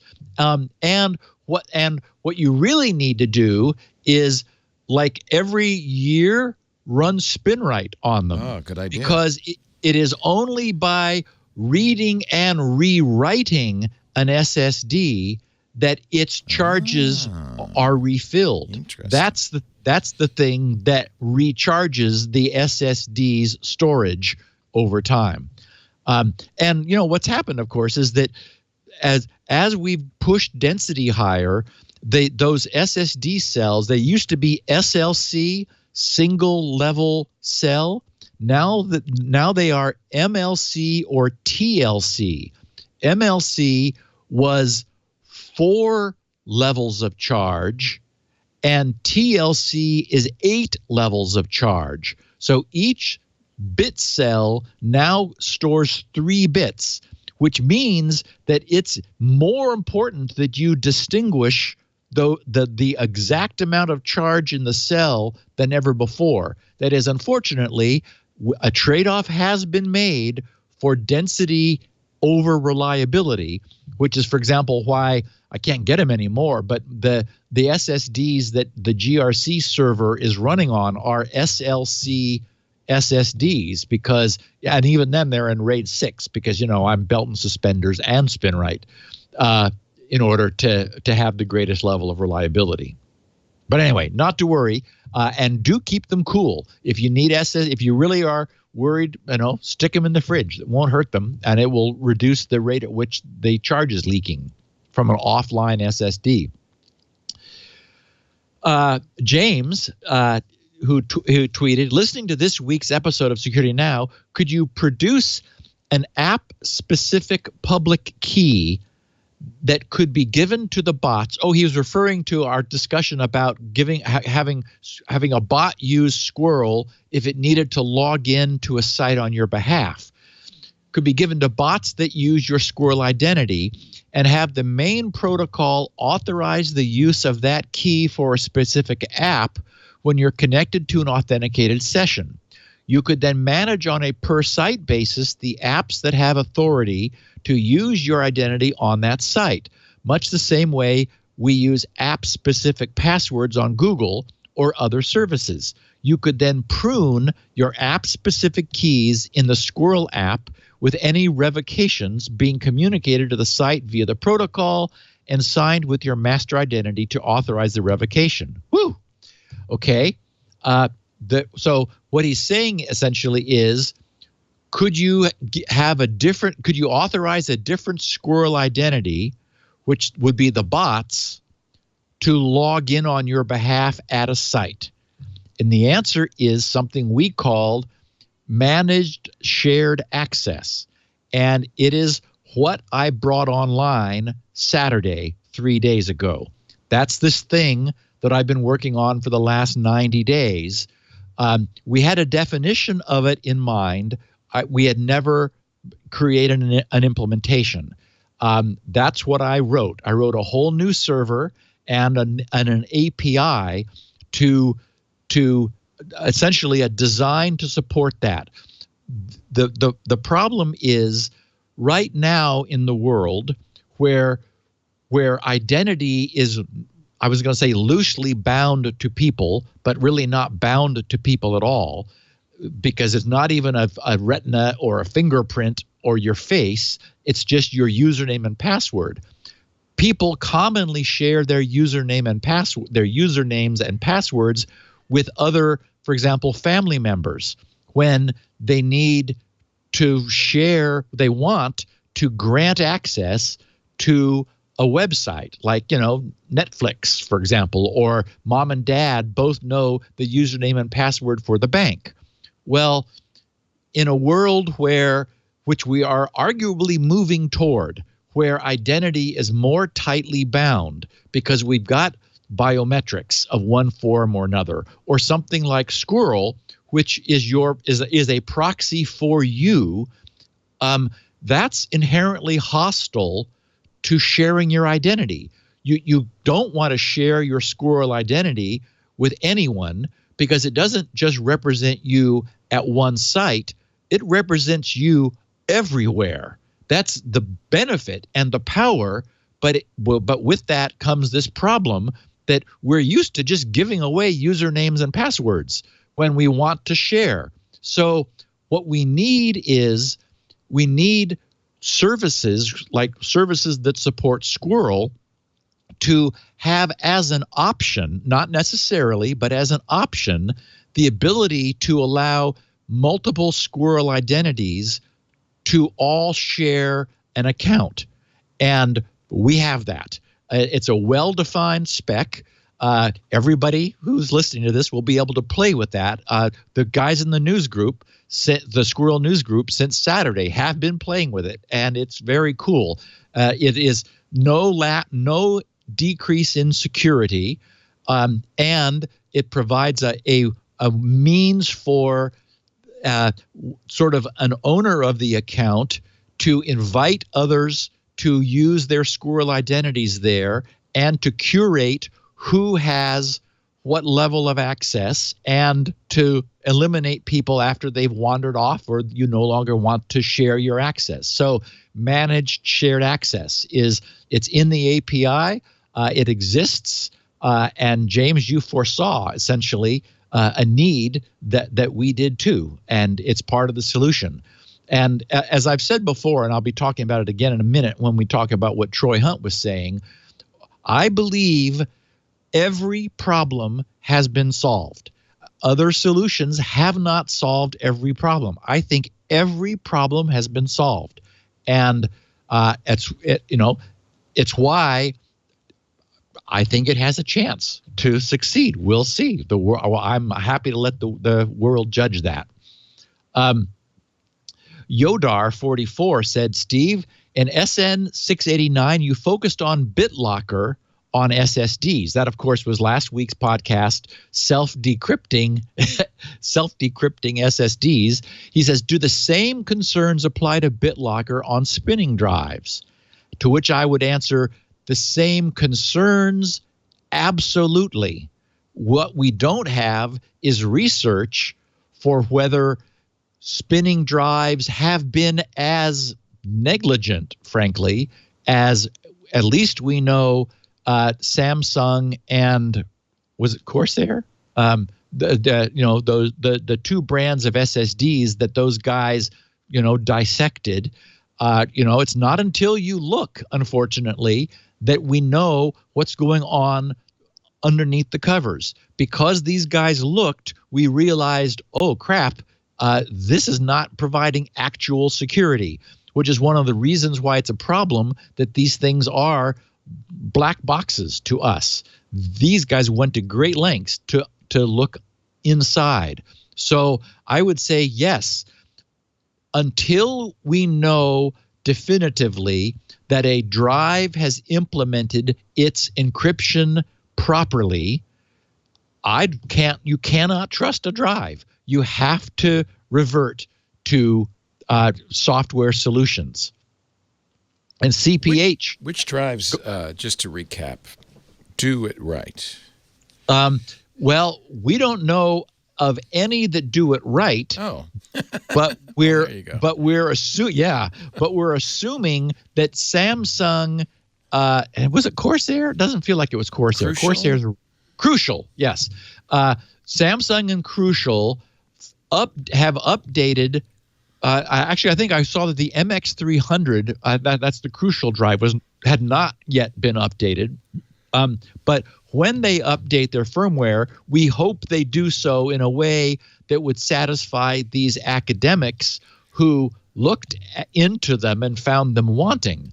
But I mean, what we really need is, because this is not like, implementing this correctly, that's not proprietary. It's not something that the drive needs to keep secret from everybody else. We ought to have, and the Trusted Platform Computing Group ought to provide an open source reference for here's how you implement this overly complex security standard which we defined.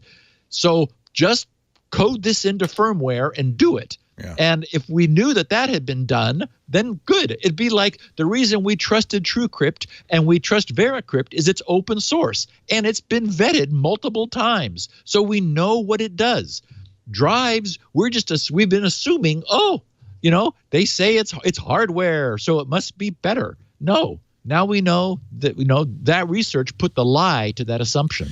Yeah, the research was Samsung and Crucial didn't do it right, and those companies responded by patches. But I'm reading Samsung's support page. It says, for non-portable SSDs like the Samsung EVO drives that are very widely used, in fact, it's my number one choice. Yes.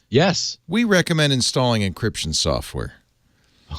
So they did update the portable SSDs like the T5 our previous guy was talking about, and the T3, and I use those. Yeah. But you first have to reinstall the portable SSD activation software and then update the firmware. And if you have a T1, well, you have to contact the Samsung Service Center. So the portable SSDs are, with maybe some effort, made secure. But it doesn't look like they have any plans for making the most common SSDs in use, the EVOs, secure. Wow. So you should use, the answer is you should use VeraCrypt. Yes, That's that is the answer. Samsung says. Yes. Or, BitLocker when you tell it not to use hardware. You can tell BitLocker not to do that. Yeah, okay. Yes. Yeah. CPH said, Steve, Windows 7 BitLocker is unaffected by the hardware encryption problem because Windows 7 BitLocker doesn't support leveraging hardware encryption in the first place. Right. So VeraCrypt is not the only recourse there. And so I bet you Microsoft updates, right? Because now they know there's a flaw, and they should just update all BitLocker implementations to do software encode. They ought to just back off that's exactly right. I think that makes a lot more sense. I'm going to skip one because it's overly long and not necessary. Mikhail Falkvid, he said, RE SSD encryption. He says the key cannot be derived from the password. He says the password must be used to unlock the key. Otherwise, it would be impossible to ever change the password. Good point. And it would be impossible to start using a password without wiping the entire drive. Good point. He says, I might have misunderstood your description. So he says /rant, meaning closing rant. He says, if that's the case, I'm sorry, but I would love a clarification. So the clarification is there's an additional, what we would call a level of indirection. The key that you are using is not the one that it encrypts the drive. That one is the drive's master key, which never changes. So the way you change your password is you give it the old password, which is used to decrypt the key, not unlock it, to decrypt it.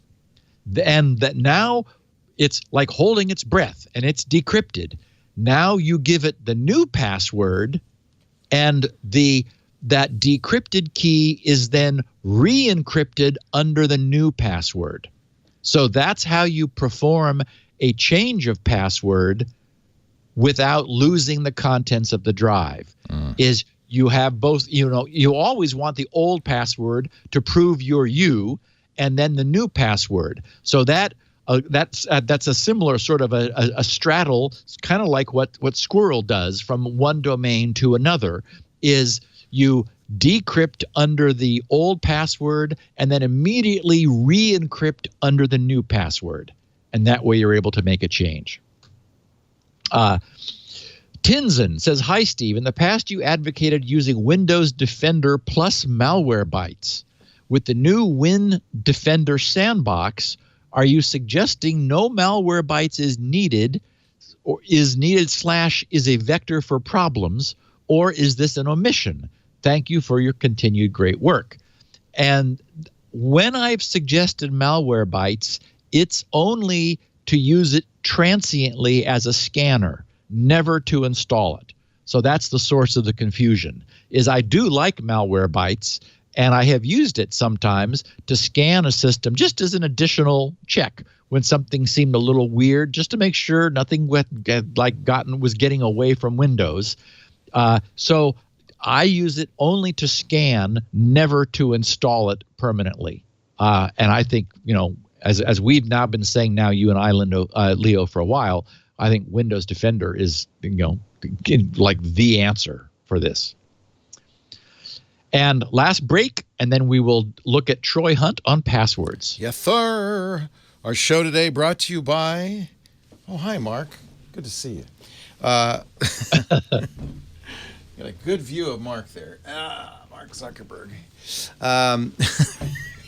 Actually, it's kind of nice. It's doing a photo frame thing. An interesting thing, though, I had to activate my Facebook account to log in, but then I immediately deactivated it, and it seems to still work. Ah. Well, yeah, except that makes me wonder what deactivation really means. Yeah. Because all these photos are still available from my Facebook account, even though it's deactivated, right? So that's maybe it takes a while to catch up. They knew you were going to come back. They knew you could not stay away. We'll do a full review. I'm going to play with it a little bit more, and we'll do a full review of the Facebook portal on the new screensavers on Saturday. What do you think, John? I mean, how would it know? That's a weird form factor. Yeah, it's a strange. Well, it's very wide. Because it's got a Follow. Yeah. See the speaker under here? Yeah. It's also Amazon Echo compatible. Our show today, we'll talk about it. Just a little tease. Just a little tease. Let's go back to the photo show. I don't think I took that picture. Maybe now it's deferring to somebody else's pictures. Our show today brought to you by, this is, by the way, why you very much want your very own VPN, protecting you and your privacy online, a virtual private network. A VPN, as you well know if you listen to this show, encrypts your traffic from your computer or your smartphone to the VPN server, which can be anywhere in the world. You get to pick. That VPN server then puts you out on the public internet, but meanwhile, anybody in between has no idea what's going on. Your ISP can't see where you're going on the internet. Somebody sitting across from you at an internet cafe can't look at your precious email traffic or try to capture your Facebook login. Everybody knows a VPN is a good idea. And everybody always asks, Leo, what's the best VPN? Well, now I can say with confidence, it's ExpressVPN. And don't just trust me, it's the #1 rated VPN service according to Tech Radar. #1, 30-day money-back guarantee. It's easy to use. They have apps for everything, for Windows, Mac, all your phone, all your tablets. You turn it on with one click. It secures and anonymizes your internet browsing by encrypting your data. It hides your public IP address. And as you know, if you listen to this show, and as you probably care a lot about, if you've listened to this show, ExpressVPN does not log, does not track. So it's important when you're choosing a VPN, in effect, you're choosing a new internet service provider who gets to see all your stuff. So you want to make sure you choose a VPN with a great privacy policy. Read it at expressvpn.com/securitynow, and I think you'll be very much reassured. They are the one, and as little as $7 a month, and I'm going to give you a little extra bonus here. This is a great way to go. Protect yourself online. If you've been looking for the right VPN, get the #1 VPN service, expressvpn.com/securitynow. You go there and you can get 3 bonus months when they sign up for a 1-year package. That's the best savings of all. That's expressvpn.com/securitynow. 3 extra months free with the 1-year package. expressvpn.com/securitynow to learn more. Now for the fun finals. What are you laughing at? I'm just smiling. And Mark Zuckerberg, who is enjoying the show today. So, Troy Hunt on passwords. Oh, this is good. I read this article. I thought Steve's going to have something to say about this. Yeah. So just to recap before I share what Troy said, 3 days ago, Saturday afternoon, I put what I've been working on for the past 3 months online to be pounded on and commented upon by our wonderful group of testers, techies, and developers over in GRC's Squirrel News Group. So far, since then, I fixed a few bugs and I have a short to-do list of features to add or tweak.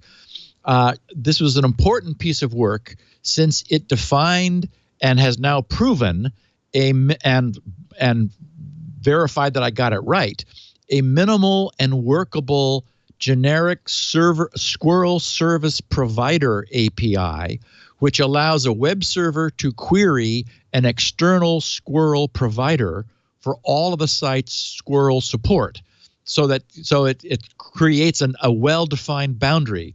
The provider still needs to be present on the web server's domain, but this allows for a clean externalization and a well-defined boundary between Squirrel's authentication functions and an existing website.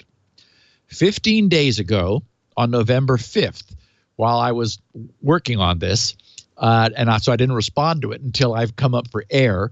Troy Hunt, who, as we know, is the Have I Been Pwned guy, and he's a prolific writer about security, and he knows what he's talking about, posted an article which he titled, "Here's Why," and then he says, bracket, "insert thing here," close bracket, "is not a password killer." And I have a link in case anyone's interested, but I'm sure if you put "here's why insert thing here is not a password killer" into Google, it'll find it. So this is what Troy wrote. These days, I get a lot of messages from people on security-related things. Often it's related to data breaches or sloppy behavior on behalf of some online service playing fast and loose with HTTPS or passwords, or some other easily observable security posture. But on a fairly regular basis, I get an email from someone which effectively boils down to this, quote, "Hey, have you seen," bracket, "insert thing here," question mark, "it's totally going to kill passwords," exclamation point. And Troy says, "No, it's not." And to save myself from repeating the same message over and over again, I want to articulate precisely why passwords have a lot of life left in them yet. But firstly, let me provide a high-level overview of the sort of product I'm talking about, and I'll begin with recognizing the problem it's trying to solve. People suck at passwords. I know, massive shock, right? They suck at making genuinely strong ones. They suck at making unique ones, and they suck at handling them in a secure fashion. This leads to everything from simple account takeover, someone else now controls their eBay or their Spotify or whatever, to financial damages, goods or services bought or sold under their identity, to full data breaches. Many of these occur due to admins reusing credentials. There is no escaping the fact that passwords remain high-risk security propositions for the vast majority of people. Part of the solution to this is to give people the controls to do password-based authentication better. For example, by using a password manager and enabling two-factor authentication. But others believe that passwords themselves have to go completely to solve the problem, which brings us to proposed alternatives. He says, I don't want to single out any one product out there because the piece I'm writing is bigger than that. So let's talk about patterns instead. I'm referring to passwordless solutions that involves things like QR codes, pictorial representations, third-party mobile apps, dedicated hardware devices, or magic links sent via email. I'm sure there are others, but for the purposes of this post, any pattern that doesn't involve entering a username and password into a couple of input fields is in scope. To their credit, some of these solutions are genuinely very good, technically very good. But what proponents of them seem to regularly miss is that technically isn't enough. Despite their respective merits, every one of these solutions has a massive shortcoming that severely limits their viability, and it's something they simply can't compete with. Despite its many flaws, the one thing that the humble password has going for it over technically superior alternatives is that everyone understands how to use it, period. Everyone, period. Yeah, not how to use it securely or well, but they do know how to use it. Yes. It is literally the definition of the lowest common denominator. Yeah. And he says, this is where we need to recognize that decisions around things like auth schemes go well beyond technology merits alone. Arguably, the same could be said about any security control, and I've made the point many times, he writes, before, that these things need to be looked at from a very balanced viewpoint.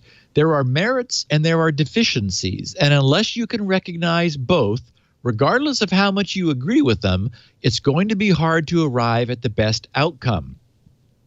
He says, let me put this in perspective.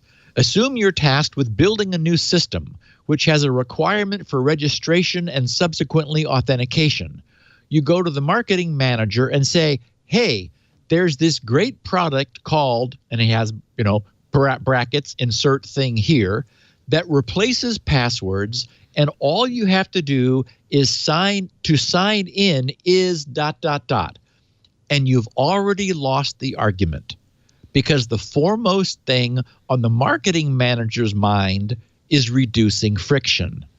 Their number one priority is to get people signing up to the service and using it, because ultimately that's what generates revenue or increases brand awareness or customer loyalty or achieves whatever the objective was for creating the service in the first place.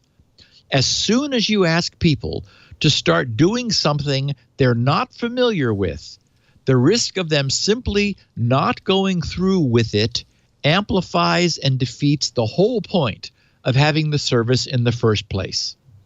And he goes on, and it's long, and I don't want to skip anything, but everyone should have the point of what he's talking about. I just saw him saying right here, what I often find when I have these discussions is a myopic focus on technical merits. I'll give you an example from earlier last year, where someone reached out and espoused the virtues of the solution they'd built.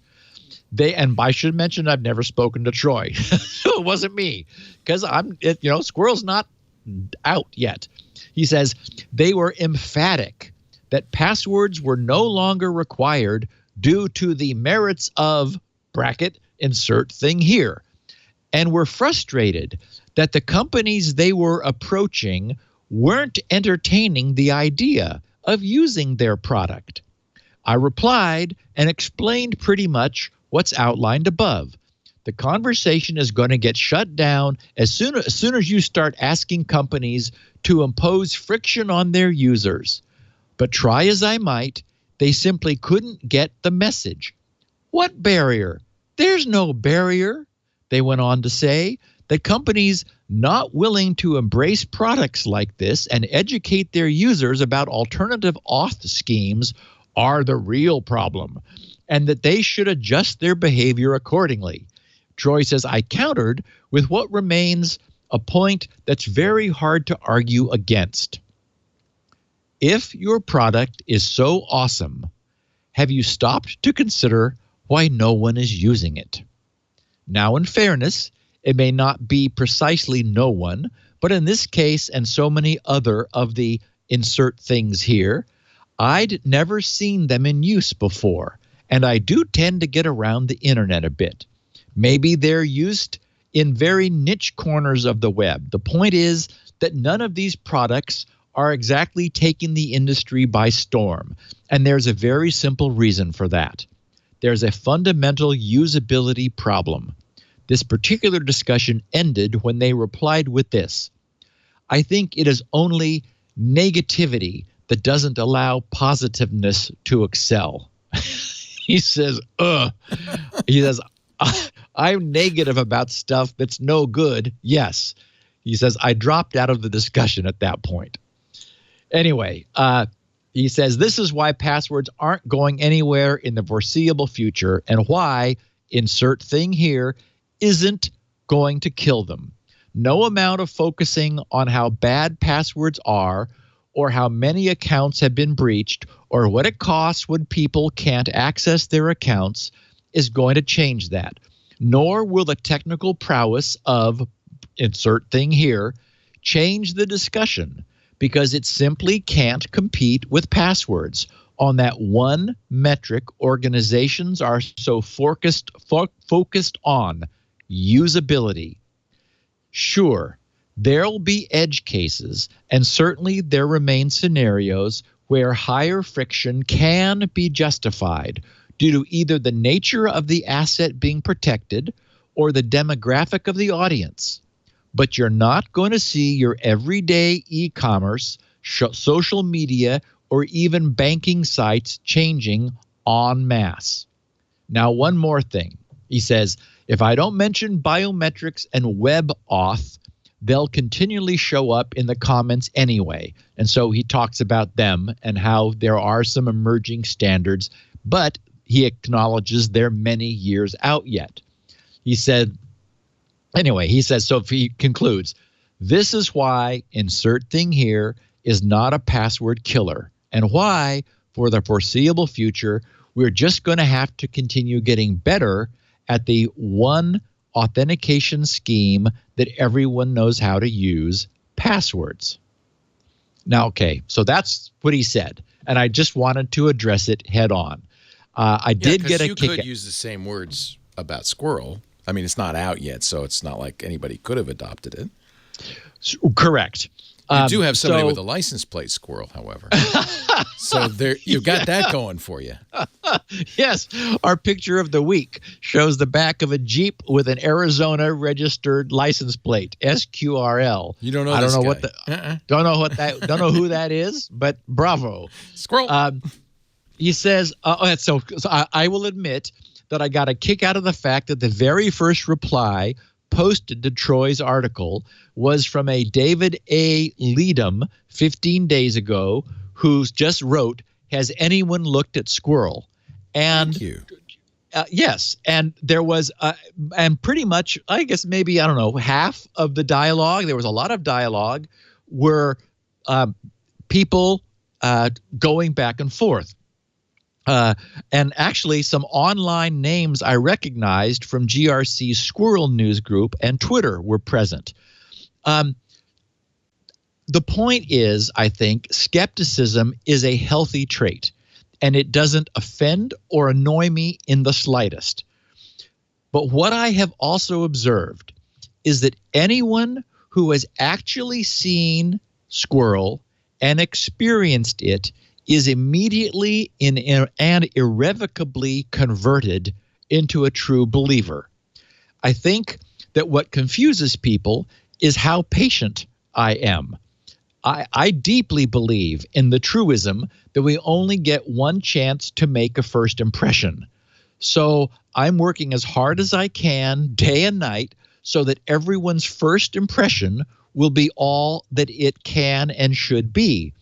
You know, when I first talked about this on Security Now, there were a bunch of people who didn't pay close attention, who created blog posts that attacked it, not because there was anything wrong with it, but just because they didn't know what it was, or sort of like this. It's like, well, you know, blah, blah, blah, blah. So anyway, a few points to Troy's article. First of all, as we know, it's not a product.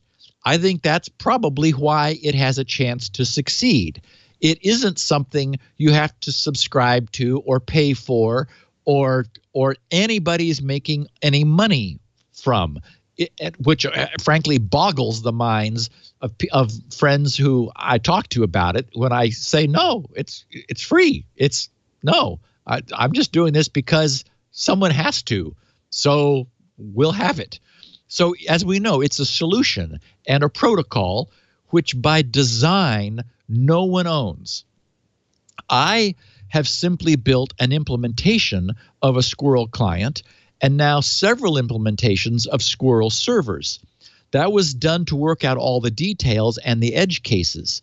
If I were to do it again, I would likely have built my Squirrel client as a web extension, since Squirrel really should be integrated into every web browser.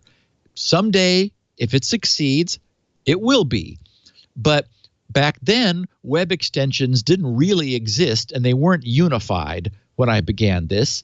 And there is a web extension in the works by someone else for Firefox and Chrome. And as for no one owning it, there is also a working Android client over on GitHub whose Squirrel implementation is currently available in Arabic, Chinese, Dutch, English, French, German, Hebrew, Japanese, Norwegian, Russian, Spanish, and Swedish. It's working great. There's a native client coming for Linux, and there's a working client for iOS. GitHub also has a crypto library for Squirrel that people can use to build into their own apps. And there are server implementations for Java and PHP in the works. And I'll note that all of these other people are not nuts. They're not crazy. They have one thing in common, which is what for the moment separates them from the rest of the world. They have seen Squirrel work firsthand, and they immediately realized what it means. And I know I'm teasing everyone, but this has been a passion of mine for years. I'm beginning to get excited about it because it won't be long now until everyone will have the chance to play with it for themselves and see and judge what this might mean. And as for replacing what we have now, Squirrel is quite happy to coexist alongside usernames and passwords, to simply be there as an option and benefit offered by websites who choose to offer it. And, like at any website, if someone is a Squirrel user, having created a Squirrel identity, and wishes to associate their Squirrel identity for that site with their existing identity at a website, they can easily do so. The demos that I have online, and which everyone who's listening to this will be playing with before long, allows you to experience that. You can use a username and login, or username and password, to create an account at this demo site. And then it says, oh, you don't have your Squirrel identity associated. And so you can do that, and then you log in with Squirrel. So this has all been designed to allow Squirrel adoption to occur incrementally. And for example, I used this a long time ago, but it still holds. How many times have you read someone's blog and you've thought, ooh, I have something to add to that? And so you go to click on, reply, and the first thing it asks you to do is create an account. What's your email address? And you look at it and you think, oh, forget it. No, I'm not one more place on the internet. It's not worth it. Well, there's a perfect example of where friction, account creation and login friction, authentication friction is a limiting factor. For those sites to have Squirrel means you don't need to do anything except click on the login with Squirrel, and you are now uniquely identified at that site now and forever, never having to do anything else. So my point is, I believe there are places where account creation friction matters enough that adding it, which is easy to do, will be enough. And what will happen is, as people incrementally begin to get used to it, and I mean, what you ask yourself when you experience this is, wait a minute, what just happened? This is secure? And the answer is yes. There's no more like usernames and passwords being breached and lost and getting out in the wild because Squirrel doesn't give web servers any secrets they have to keep. There's nothing that they have to do. So, it really is a completely different solution. So anyway, I agree with Troy 100% that nothing yet has been good enough to supplant usernames and passwords, and that they are here, usernames and passwords, because they've always been. And I also agree that any real meaningful change takes time. We all know about inertia. That's the lesson we're learning on this podcast all the time. IPv6. How many decades old is that? And it's still trying to happen. And TLS 1.0, 20 years old, and it's only now beginning to get itself deprecated.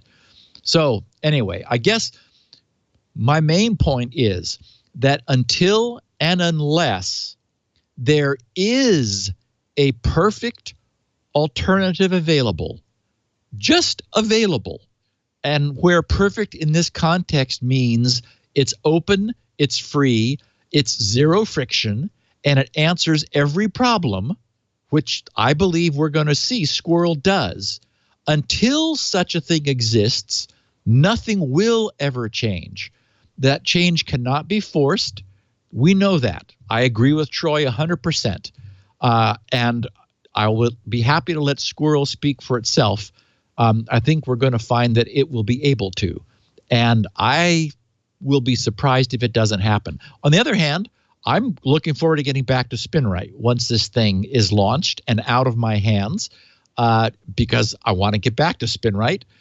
This is I've had enough of Squirrel, but really, I don't have a horse in the race. I just wanted to solve the problems, and I think we're going to see that they're solved. So we'll see. I think a lot of people's questions about it just really come from, at this point, not really having any idea how it works. I mean, we've showed it. Yep. It's just, even myself, I keep going. So on and on. But soon. Yes. Yeah. Yes. Anything that makes authentication work will be much improved. Well, and I wouldn't be surprised if, like things like password managers, LastPass could easily adopt. I mean, it's a perfect place to add Squirrel support. So for sites that don't yet support Squirrel, that's where you got to go. Yeah. You use LastPass and let LastPass be your Squirrel client for the what I imagine will be an increasing number of sites that will adopt it over time. Yeah. Again, it's not an all or nothing. It doesn't have to. No one's trying to make any money on this. It has to be free, but it also has to be done right, or it'll just stumble as other solutions have. I don't think this one will. We'll see. Oh God, I mean, I'm rooting for you. That's the case. I can't wait to get rid of passwords. I think that's that's an interesting implementation. If it goes in your password manager, then Squirrel gets used wherever it's available, and over time, your password manager shrinks. Yeah, it gets simpler and simpler. Yeah. Yep. Does Squirrel allow for or require two-factor, or is it just no? It doesn't need it. It doesn't, and that's sort of the magic. Is that, as I've said, the only reason we need multiple factors is none of them by themselves are secure. Right. So what Squirrel is, it is secure single factor. That is, and it's both username and password. That's what's freaky. You don't have to tell it who you are, then prove who you are. It asserts and proves your identity all at once. So, I showed it to Lori. Because on Saturday I brought up this new demo site, and I had the iOS client on my iPhone 10. And I brought up the site on an iPad, and it was just sitting there. And I let the phone see the QR code, and then I let the phone see my face, and the page on the pad went blink, and I was logged in. Cool. Yeah. And she said, "Why wouldn't anyone want this?" Right. I said, "I know. Well, for one thing, nobody has it yet. I mean, right. No one has had a chance to, because it needed to get done right. So." And also remember that the QR codes that's only for optical, to use your phone as the authenticating device. Most people will just click on the login with Squirrel on their computer, and so there's no phone involved. So anyway, it's basically a SSH login. The public-private key login that I use on my SSH server, right? Basically. No. Okay. No. I mean, it's simpler than that. Okay. Well, if you lost your key, if someone got a hold of your SSH key, you'd be screwed. My private key, yes. Yes, with Squirrel, you're not. You can get it back. Oh, all right. Oh, I mean, it's, cool. Again, what we'll do is I want to do a confrontational, you, Mike Elgin, and Jason probably, or whomever, John, if he wants, anybody, a little round table, and have you guys, I'll show it to you, I'll explain it to you, and then hit me. Because there is an answer for every possible, but what about, You know what I'd like to do is get Troy in or Joe Segrist, somebody like that. Because honestly, what we really have to do is just get the folks from LastPass to implement it, and it would just take off. They're going to say, but we don't own it. Well, that's right. You don't own passwords either. Exactly. That's right. Exactly. But if you want a nice integrated solution, I mean, they could say, if they see the handwriting on the wall, it's like, wait a minute, our only chance not to lose people forever is to be offering the alternative at the same time. And, plus, it would help the transition from, because a password manager would continue on legacy sites to unlock the password. They're never going to go away, ever, ever, ever. I recognize that. And in fact, one of the really cool things, Leo, is once you're comfortable with Squirrel in the UI, there you can set a flag, an option button that says it's only. It says request only squirrel authentication or something. I don't remember the exact jargon, but the idea is that then once you understand how Squirrel works, as you visit sites and use Squirrel there, the site sees the request saying shut down non-Squirrel authentication. So your username and password no longer works there. But not only for you, but for anybody else. That is, it locks the bad guys out. Remember that having Squirrel authentication, one aspect is that it's a convenience, but we also want it to be much more secure. Well, the only way for it to be much more secure is if the old crap that isn't secure goes away. And we know that username and password isn't going to go away, but Squirrel can ask that it be disabled. And so sites that want to fully support that can and increase their security. Oh, it's there. I mean, it's full of goodies. Well, soon, right? There. Soon, right? We'll get there. I understand your reluctance. I think you actually, for the first time, have really clarified that. It's because you only get one chance for a first impression. Yes. You really want to make sure it is locked down. Yes, and because absolutely perfect. You can't come back and have people go, that. oh, well, remember? Yeah, oh, yeah, we fixed that. It's like, no. That makes a lot of sense. All right, Steve, another great show in the can, as they say. Thank you for joining us. We do this each week on Tuesdays, 1:30 Pacific, 4:30 Eastern, 21:30 UTC. You can watch live at twit.tv/live. Watch or listen. We've got streams, both audio and video. You can also chat in the chat room at irc.twit.tv. Those are the people watching and listening live at the same time as you. It's a nice community in there. If you want on-demand versions, Steve's got them at grc.com. That's his website, the Gibson Research Corporation, along with SpinRite, the world's best hard drive recovery and maintenance utility. If you want to know more about Squirrel, it's all there too, along with a ton of other free stuff Steve's gives away. It's very simple. Just go to grc.com. He also has transcripts of every show there. We have audio and video at twit.tv/SN. And you can, of course, subscribe in your favorite podcast application. That way you'll get it automatically. I think this is one show, unlike any other show we do, where you want to collect every episode. Get them all, keep them, because it's a library of good information. Thank you, Steve. We'll see you next time on Security Now. Thank you, my friend. Bye. Happy Thanksgiving. Thank you. Security Now.